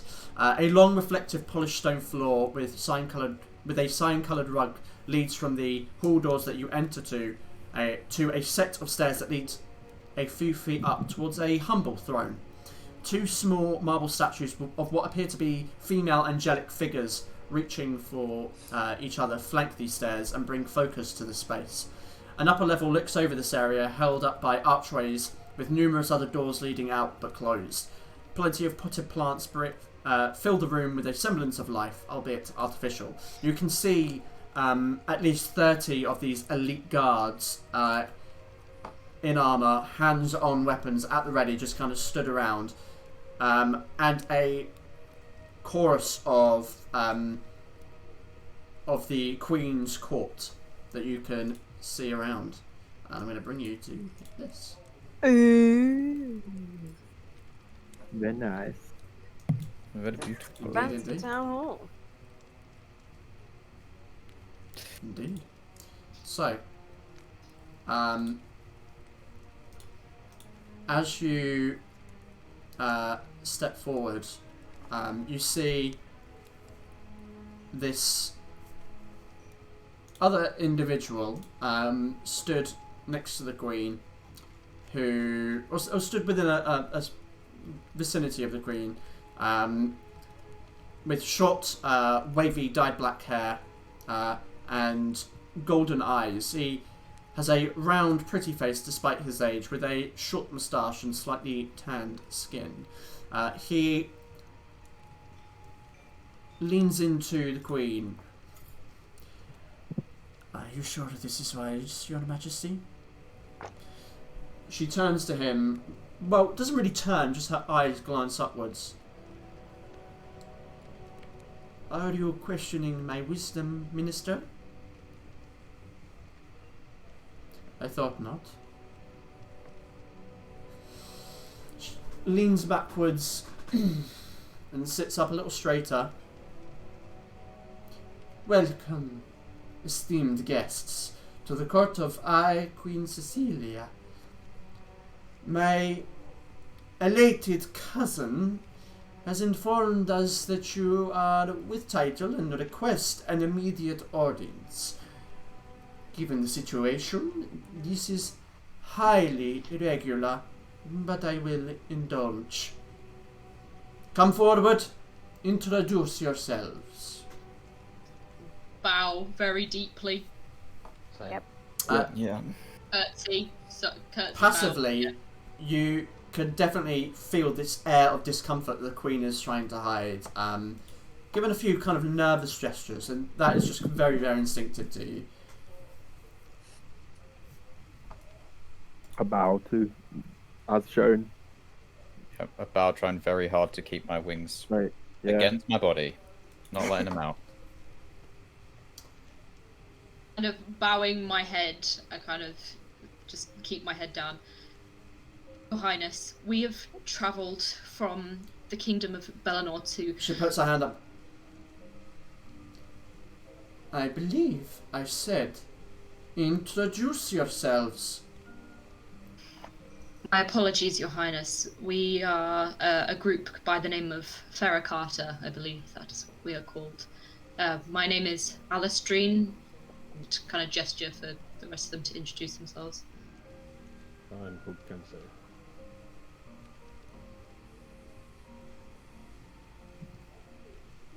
Who's gonna go Who's there? that? Yeah, I don't know what order we're A little tongue-tied, are we? My name is Alistair de Axton Alexander Arnold I.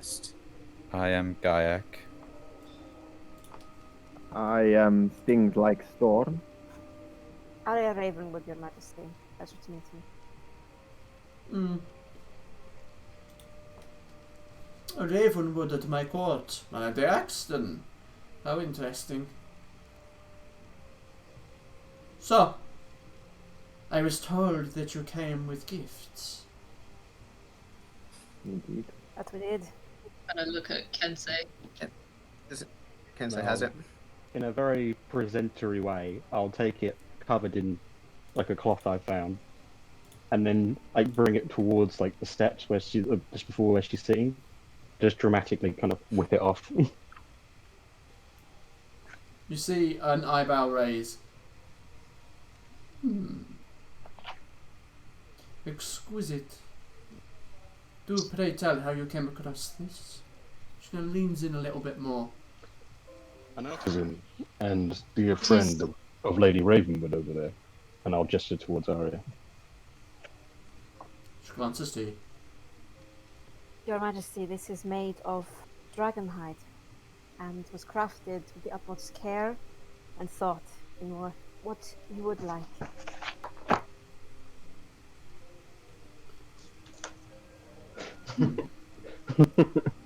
It is acceptable. You see two servants come in full white suits, take the armor, and lead off through a door. If you seek an audience with the sovereign of the land without desiring something, be that peasant or lord, on what play do you seek? Highness, we have come as a matter of extreme urgency, as you have witnessed today. We believe that the attacks that we have faced not only in Bellinor but in Ravenwood and now in Portamina are connected in some way, and we believe that it is of the utmost urgency that we unite kingdoms together. I will not insult your intelligence by complicating the matter. There is a world beneath our own that is slowly rising to the surface, and one that we must be ready for, lest we all become victims to it. We six can witness and attest to the truthfulness of this and what we have seen in our travels across the kingdoms.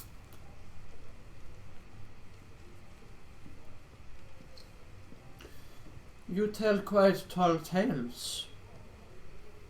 Do you have anything to back this up? I do. And I kind of step forward. And I can imagine that this gift we have given to you was acquired by a real, alive threat that we killed. But Alistairine was talking about a different threat, one I can demonstrate to you right here. And be not alarmed, it is merely an illusion. And Looks curious. I take my sword and I said, I'm now going to demonstrate something to you. The guards all kind of unsheath their blades. I place it onto the floor, in front of her, and I and the guards cautiously, and I whip my claw along the blade. Before I say it, I say, I am demonstrating to you through means of magic the threat that we have faced underground. It's not real. And I whip the nail across the blade and out in front of her, like a safe distance, so it doesn't look like it's a threat to her or the guards, appears an elephant. And it was moving, creating sound. It like lets out its maw and the tentacles rise. Even the guards look shaken by this. There is a chorus of the court stepping back, unsettled by this visage before them. Our companion here can say is testament to what it almost did to him and what it almost did to all of us. I don't know if it's still there, but I'll try to like turn around and move the hair so they can see the bite mark on the back of my head. Your Highness, we also have a letter, I believe, detailing this monster's plan to amass an army. Halt! I knew this would be a mistake. Letting in magic users to my court? Give me a reason that I should not have you imprisoned right now. Because if it wasn't for magic users, then in Ravenwood, they would have fallen to dark forces. You not hear what happened? Without I magic, was informed. that would not have been prevented. And that was only the tip of the sandstorm.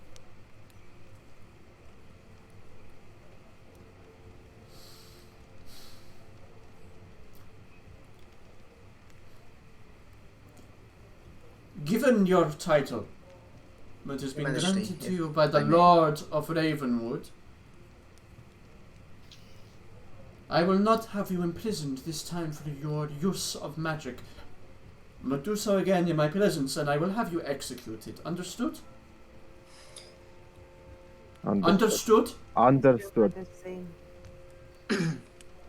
With what you have just done in mind, some, including those in my court, might think it curious that mere hours after a disaster, you wish to speak to me. There are those that might even think you assassins. Are you assassins? No. No. No, Your No, Highness. we're not. It would be very cool indeed if we came here into your court, surrounded by your guards, Your Majesty.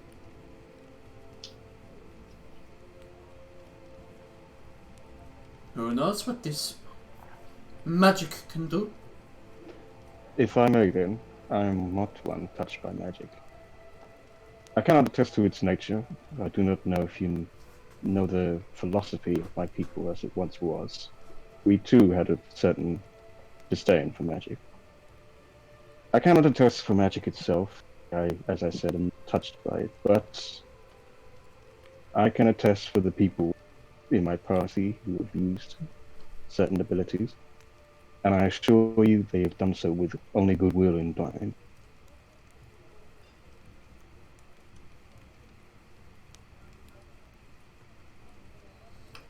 My stance remains. No more magic in my presence, but anywhere in my lands. Understood? Understood, Your Highness. If I may, we are You not, may. we are not asking you to accept the use of magic.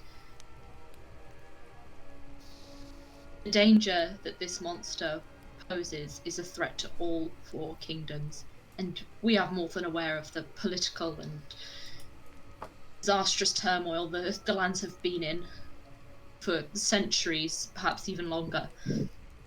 But if you, as queen of this land, would take the time to consider, we would be eternally grateful even for you to just hear the danger.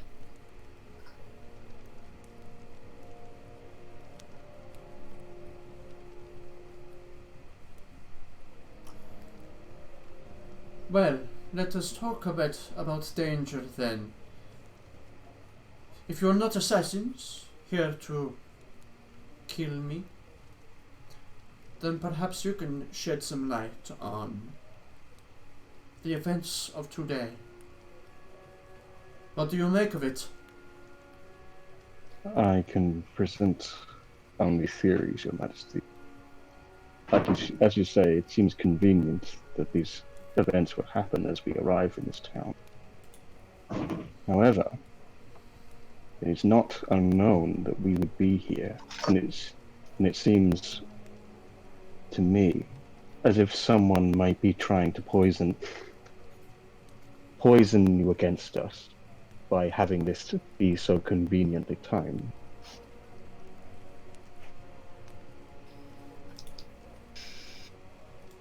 There were many who knew we were coming here to see you.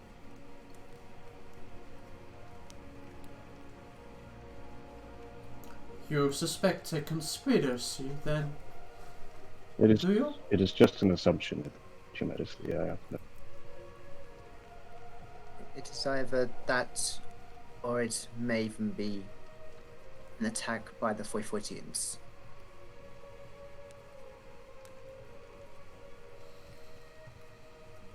Hear a few murmurs from some of the lords, the members of the court.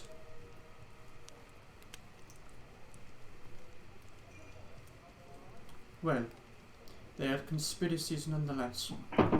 Till we have more information, we cannot deem any such conspiracies with credit. But that is another discussion. If I may... I once again ask, what is it you seek from me? Aid, Your Majesty. That is a very broad request. We want... Specifically, Your Highness, we would ask that you, along with the rulers of the Clanlands, the Kingdom of David, the Drakenloft Isles, and Bellinor, would sign a treaty to unite against this threat. A treaty? That is bold. Very bold.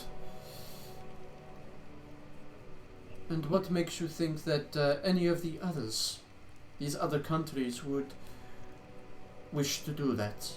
Or mine? Because Highness, you're you are one of extreme prowess and influence.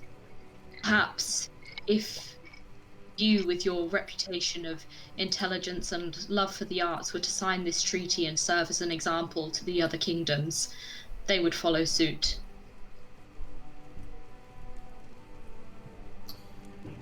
Perhaps. It may be Or said would that they see it as a sign of weakness? Inspiration is not weakness, Your Majesty. But waving a white flag is. Only if you're surrendering.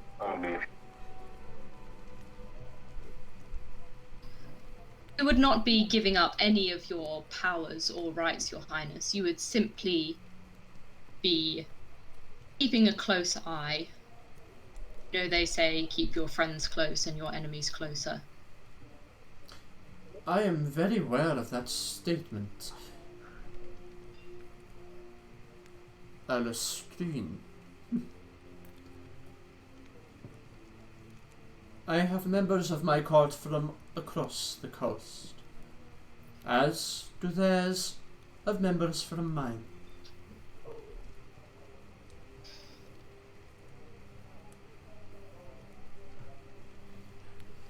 And Am I to understand, then, that you have travelled this far to ask me to sign a treaty, to dabble in the diplomatic affairs of my country, to tell me how to do my sovereign job? we tell come you to do from nothing, Your Majesty. We simply implore and humbly request.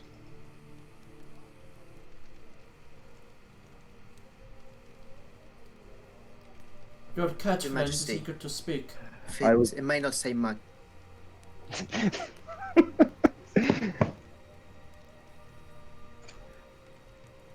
you speak, Alistair. I've spoken enough. I was just going to say about Boy Fort. Yes. May I speak? Alistair here is well versed on the threat of Boy Fort. He can speak on it. No, I think not. I take a knee. Majesty, I am begging you. The Axton is here in front of you in your court.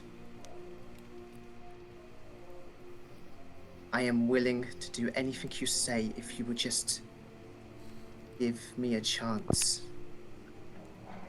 I am a De Axton. I have power in the Kingdom of Dayford.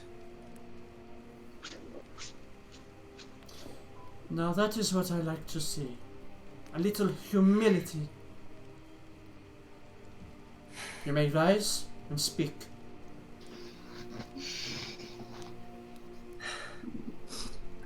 As you know, the De Axtons follow the Church of the Eight. And the Forfortians do not... Oh.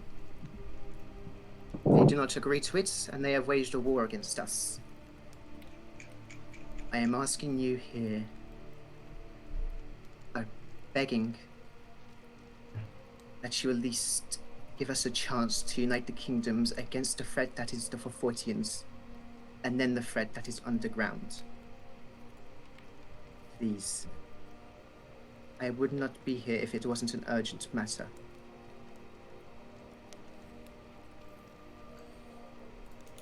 You see a look of confusion, a little bit of distress across her face, which she quickly wipes away.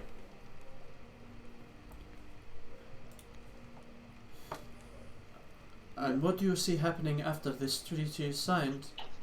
That we all hold hands and sing merrily together for all time? I do not see this lasting, the Axton.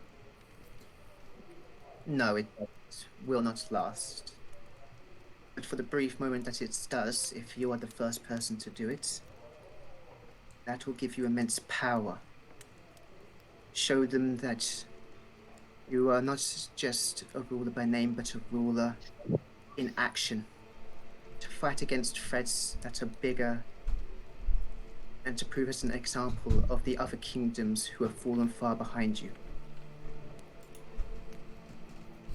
You will prove that Verlum is, quite frankly, the most reasonable strongest and the most powerful kingdom in the land, and you will have the accent word to prove it.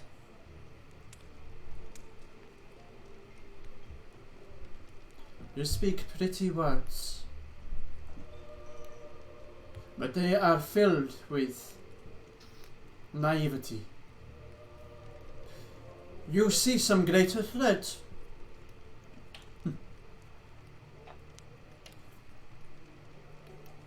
I would be leaving my kingdom exposed.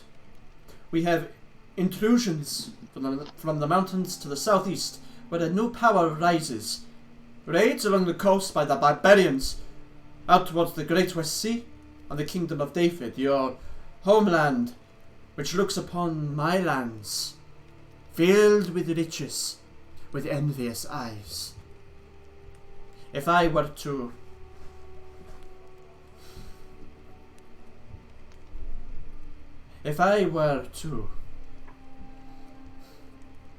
relinquish an ounce of power,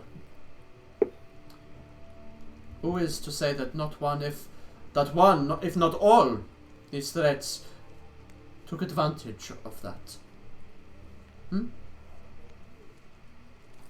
I can say that I will make sure that the Kingdom of David will not take advantage, and I will put my life on the line for it. Like I said, I am not standing here if it was not a huge matter of importance.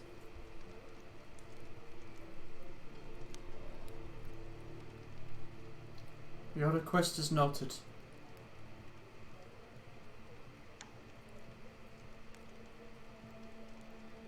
This threat from the south. You talking about the burned butcher? I take it you have heard of this force as well? Yes. We have been told. I'd have to confer with my companions, but is this threat of a large amassing? Is it of concern to Val-Aeria?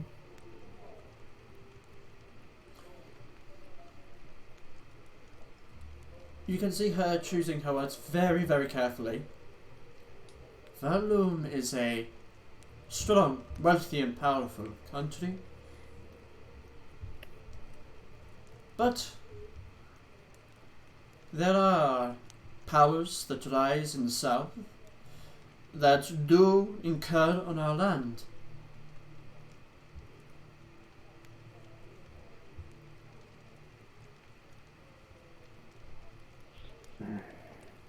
We do plan to go to the south next. Yes. To talk to the people of the Clanlands and try and get their aid as well. To talk to the people of the clan.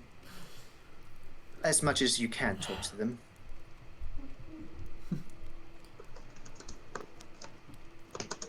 There are times you speak so eloquently that I think of you as high nobility, but then sometimes you say something that makes me believe that my cousin brought me some court jesters. Talk to the people of the Clanlands. This is rather amusing. Highness, Alistair kind of steps forward and like bows very deeply. Our plan on to do next depends completely on your choices. We are in your hands. Have you been made aware of the situation in Val-Aeria? No doubt you have. I am aware that Foyfort has occupied the kingdom. See. We have seen it firsthand, the destruction that the Foyfortians are bringing there. And as my companion said, we have seen firsthand the destruction that the threat from below can cause to the humble city of Ravenwood.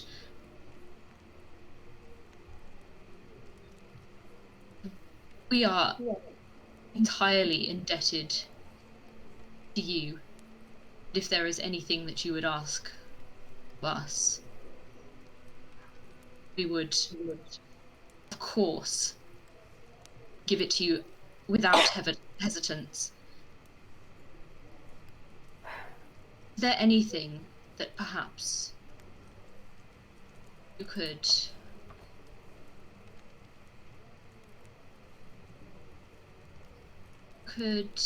use from the clan lands?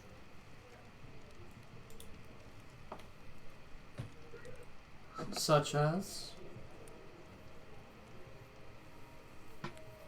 Clan lands do have an element of savagery, a wildness about them.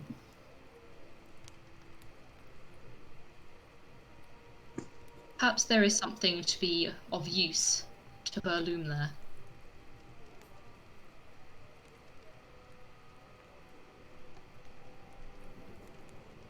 What exactly do you have in mind? Well, with the clanlands on your side, you would have a strong defence against the Foifortians should they ever move north, or against a threat from below. In return, you might give them something as trivial as a piece of land, or some of your many, many riches. It would be like missing one gold piece in 1,000. In return, you would have a great defense and army on your side.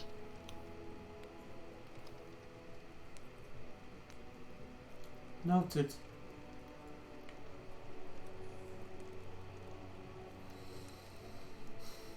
From the Kingdom of David, you have, as I have heard from my friend Axton, religious zealousy to push themselves to the front lines at whatever cost for their church.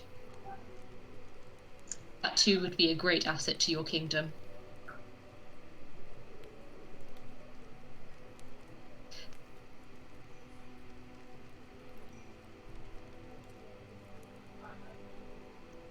I will take your points into consideration.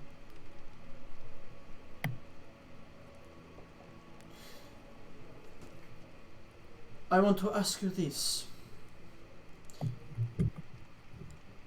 Let us consider the hypothetical situation that your plan works, and all the kingdoms, save for Forfort, agree to a negotiation. What exactly do you see happening from there? Am I to deploy my troops? Leave my lands defenseless? Of course not, Your Highness.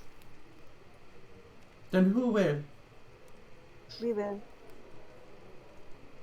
My suggestion, Your Highness, is that a small percentage of troops from each land band together, each with their own skills and strength, to come against this threat from below, and to squash them while they are still amassing their own army.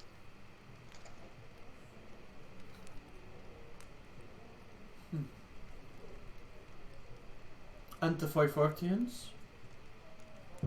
Foifortians, I believe, is a problem that will suit everyone to squash.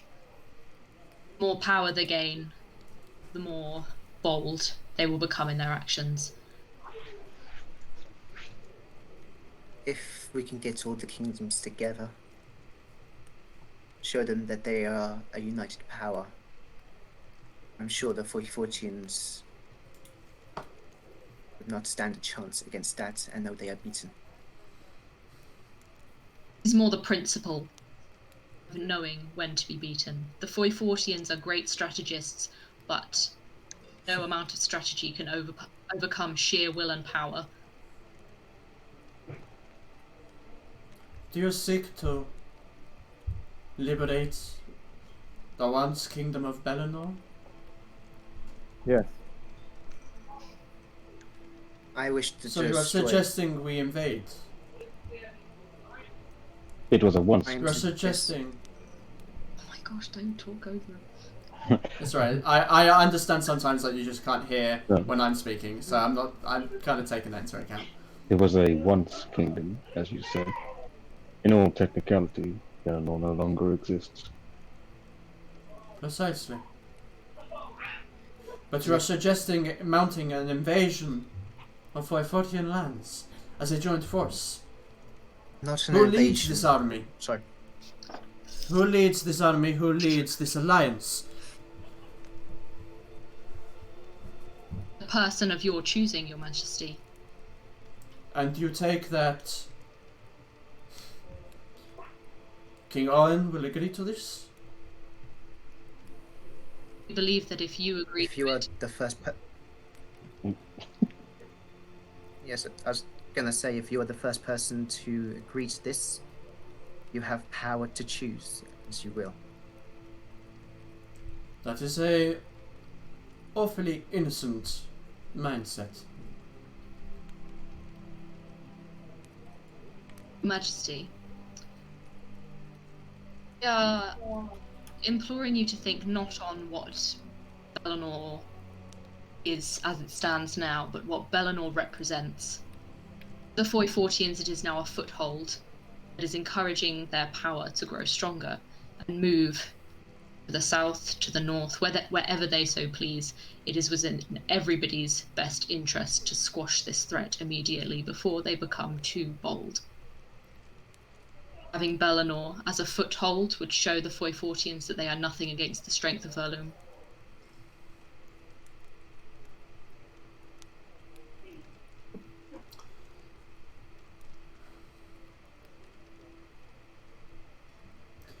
You are very passionate about this, and I can see. I admire passion. Dedication. You have clearly travelled a long way to journey and talk to me.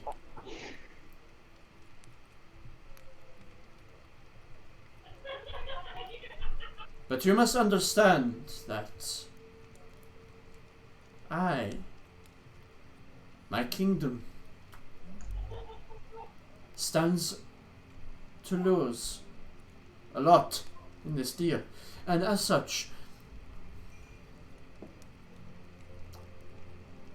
I think a recompense is in order. I will consider your discussion. The things you have brought towards me, I will consider and confer with my council. But I extend you this offer. If we agree to some sort of discussion, and Bellinor is liberated, one of mine will sit on the new throne.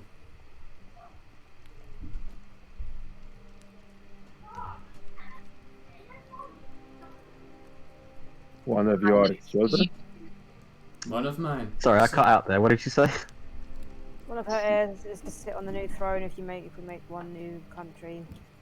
Your Highness, we believe that you, as the first person to take precedence in this treaty, it would be your right. The only thing that the other kingdoms would have to consider is perhaps having a say in which of your heirs. Does this suit you?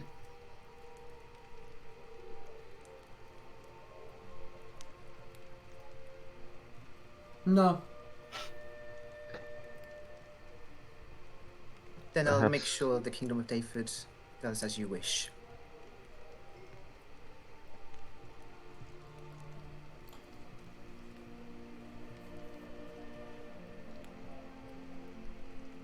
I will confer with my council. Thank you, Your Majesty.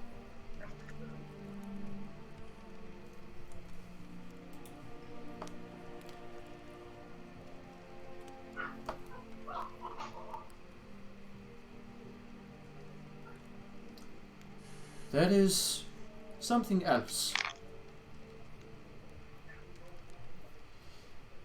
if we are being requested to mobilize our forces, our technologies, we would be revealing some of our most powerful advancements to the enemy, to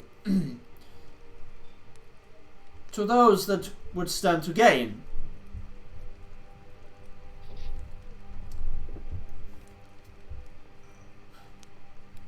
It is not cheap. I think that we would need a agreed payment from somewhere. 600,000 gold pieces. From us? No, not from us. From the other kingdoms. From someone. Oh. We are being asked to construct, to research.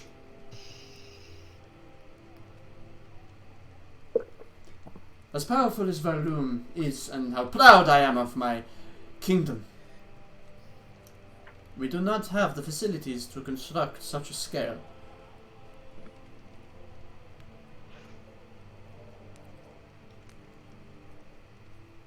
And I would be remiss to extend my own coffers for a mutual beneficiary.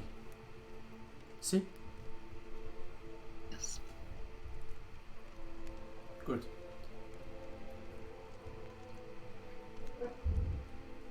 Do you have anything else you wish to request from your sovereign? Should you come to the decision that you wish to help us, might we ask for your written consent to take to the other kingdoms with your offer of temporary peace?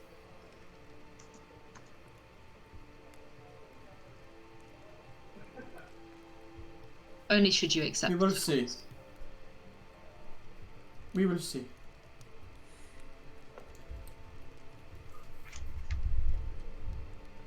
For now, I will adjourn this court.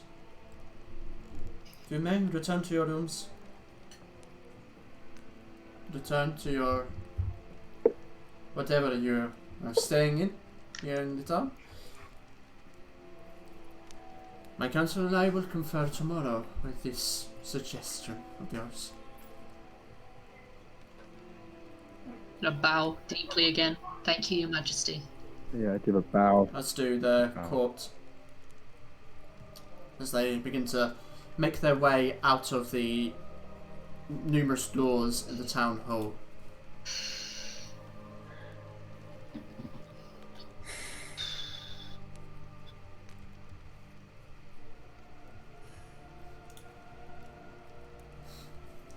She kind of watches you begin to leave before saying, "Wait. Come forward." We Do do you so, move I'm forward guessing. towards Yeah, Yeah, we're yeah. forward, yeah. Okay. She requests you to come to the very base of the stairs. She looks around.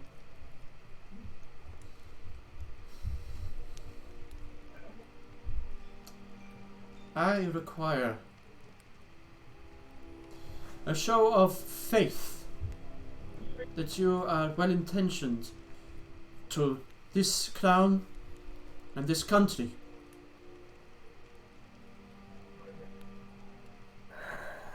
I think we both stand to gain something here today.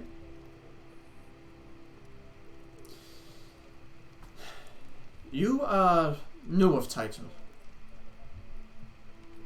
and perhaps against my better judgment, I will confide in you. For some time now, I have suspected treachery in my court. I cannot be certain whom to trust and whom not to. With this recent explosion, could be unrelated, but something tells me that it could be a political move by another country, another kingdom, to make Val-Aeria seem weak, or to stop our scientific development. I mean what I said. I will consider what you have brought to me today. But only if you agree to help me investigate. You are external parties. Unbiased, perhaps. Your insight could be useful. Of course, Your Highness. Do you have any suspicions as to which kingdom stand to gain from your downfall? All of them. Or any person in your court that you suspect being treacherous? I suspect all of them. Wise That decision. narrows it down. I'm just going to look around and see how many per courtiers are still left in the room. Okay, roll perception check. Your Majesty, if I may. See? I am not as good with words as my companions. I am not the diplomat of my family. I have a set of skills that actually would be very useful in this sort of investigation. I implore you to use me as you wish. What set of skills do you refer to? I am very discreet, and I have ways of getting into certain rooms that perhaps I myself, would not normally be able to get.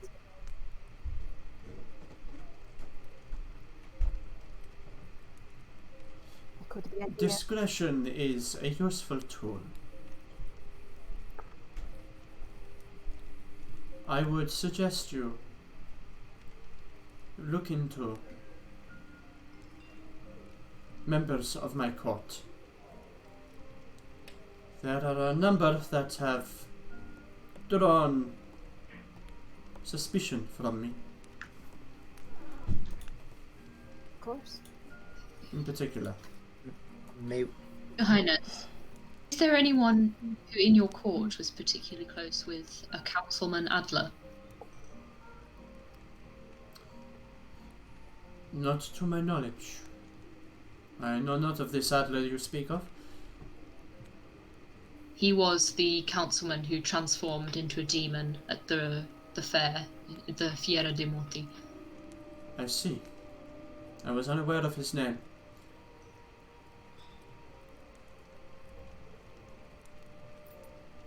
Could be something to look out for, but I have not heard of anything or anyone associating with a man of that name. Could be that he has a residence in the city somewhere. Might be worth investigating. Perhaps. Those I suggest you investigate are Leothandos Toscali, Not even- Goravel Dontese, Wait, what? Please type these out. Please type these out. I will. Conroy McKeer, and Sven Leifson. Sven. Sven Sven? Leifson. Oh, And Sven. Oh, damn it. I butchered every single one of those spellings. Oh. Yep. Oh, Sven, not Sven. Are any of them from any of the other kingdoms? See, Conroy is a diplomat from the Kingdom of David, and Sven is a disgraced warrior from the Drakenloft Isles.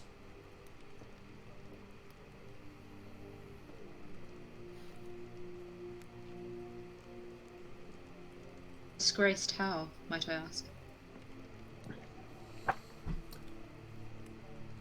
His king was killed.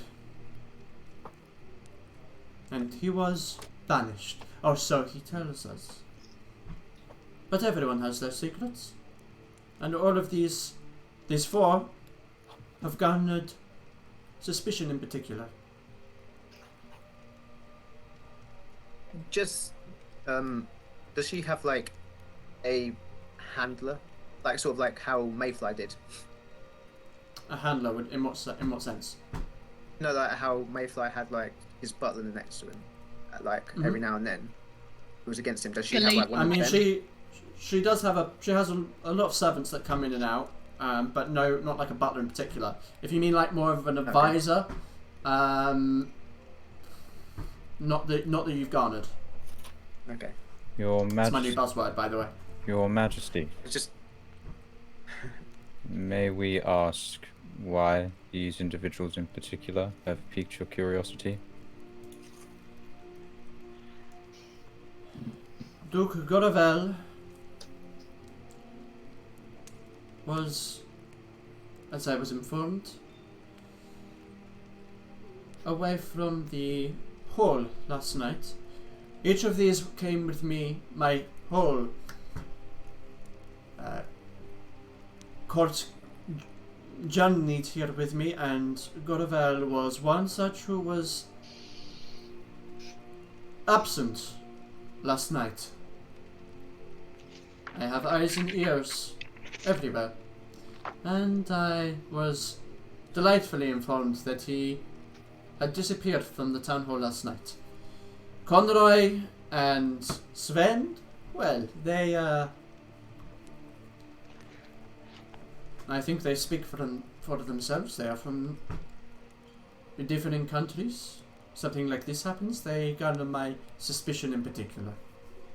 well, As for Leothandus, he is very outspoken to me. And I know that he wishes to supplant my power. while this is going on, can I just be looking around to see if anyone's like eavesdropping in on this conversation? Sure, Yeah. Anyone talking? Anyone a little too interested? So Conroy is an ambassador from Gaither, right? Yeah. Yep. Yep. Sven's from the Drakenloft Isles. So Leothander. perception. So the Leothandus and Yep. the Duke are natives. Yes. Okay. 20. You look around, do not see anyone. Best you can tell. Was it High Lord Theodore was the dude who was next to her in the beginning? The dude in charge of No, that was Leothandus. And okay. High Lord Theodore isn't here. He's the High Lord of Deep Bay. That's the one. Yeah, sorry. Again, name's confused. That's alright. This is almost complicated as real politics. It is. So many names. This Wait, is so not just- how I is imagine Sven- the meeting with the Queen I'm would gonna go. be Did fucking. you say Sven was a former bodyguard or just a random soldier for the past game? A disgraced soldier, wasn't She he? didn't say. She didn't say. Disgraced warrior. Thought she said. Yeah. Well, that's something to go on. Oh my gosh.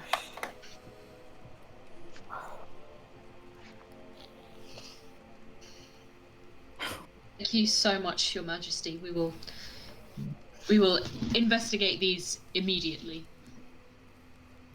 I expect nothing less. Waste no time.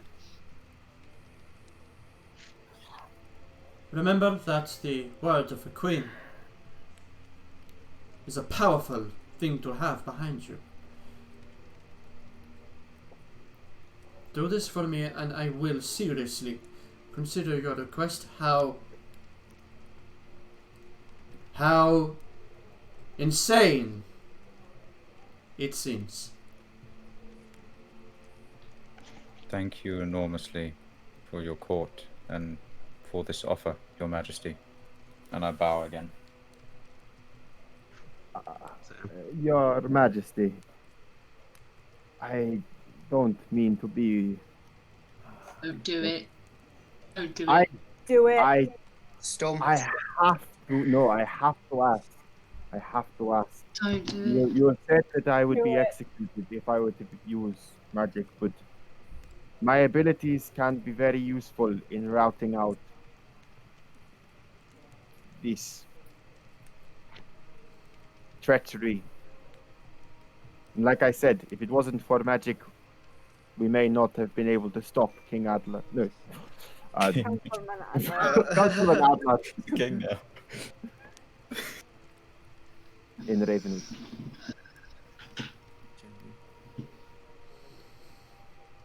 Were I able to have some kind of granted use of my magic? If you are caught using magic, there is nothing I will do to help. Good.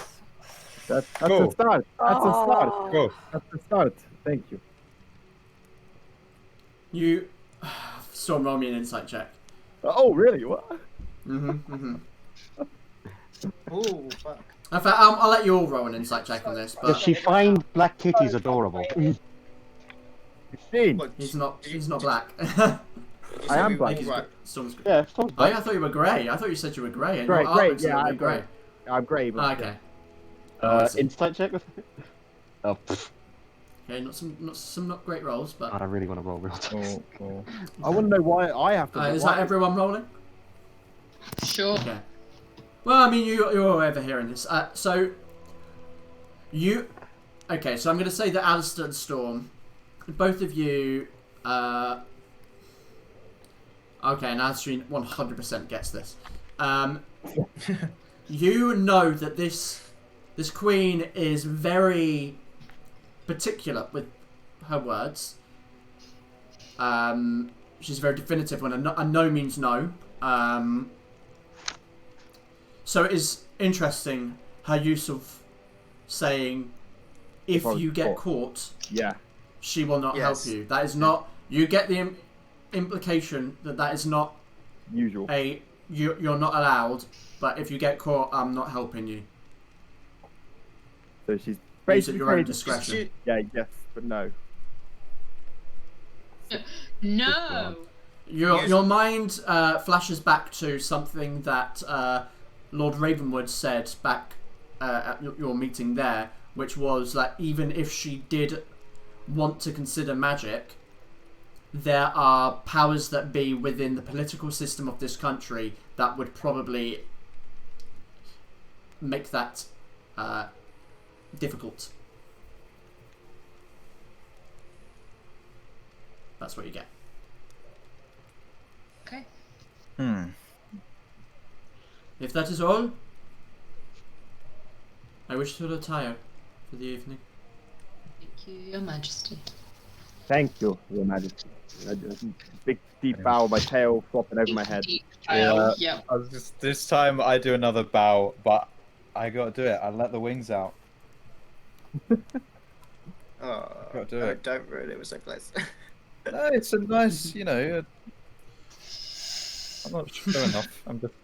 Well, with that, the Queen rises and makes her way to one of the doors, opening, stepping through and closing it behind her.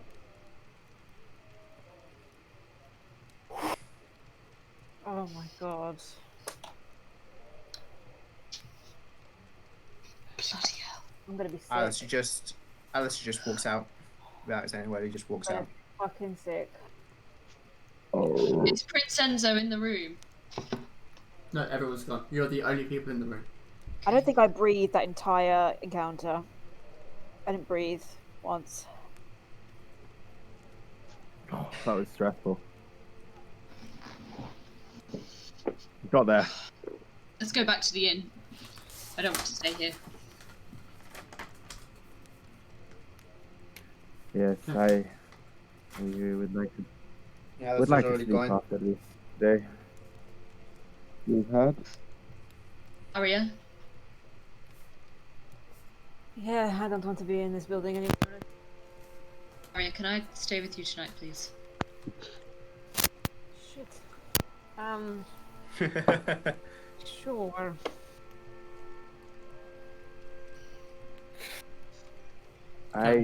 You. Sorry, were you gonna say something? I was going to say, are you all proud of me that I read the rules? That you didn't play the I almost ocarina wanted in you front to of pop off. royalty. Wow, Storm, you did the basic terms of meeting royalty. I'm so proud. Yes, you managed to read the room to not play an ocarina, but not manage to read it, but you cast magic. Yeah. That is necessary. So, we'll take the wins with the losses. Okay. So,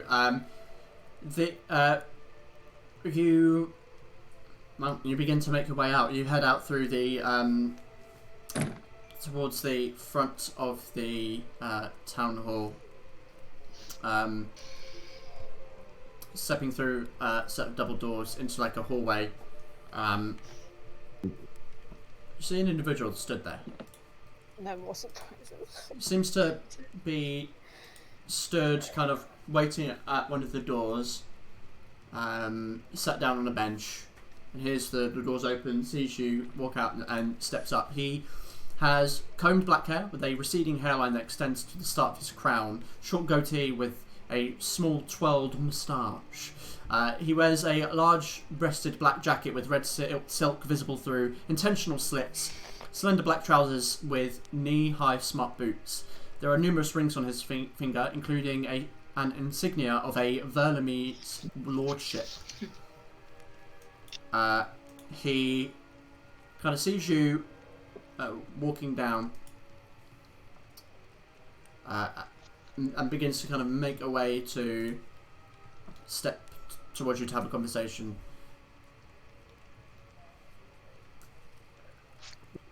Good evening. Would you be able to take a short walk with me?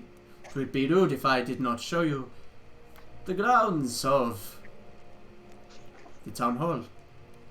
Perhaps, Yep. Same.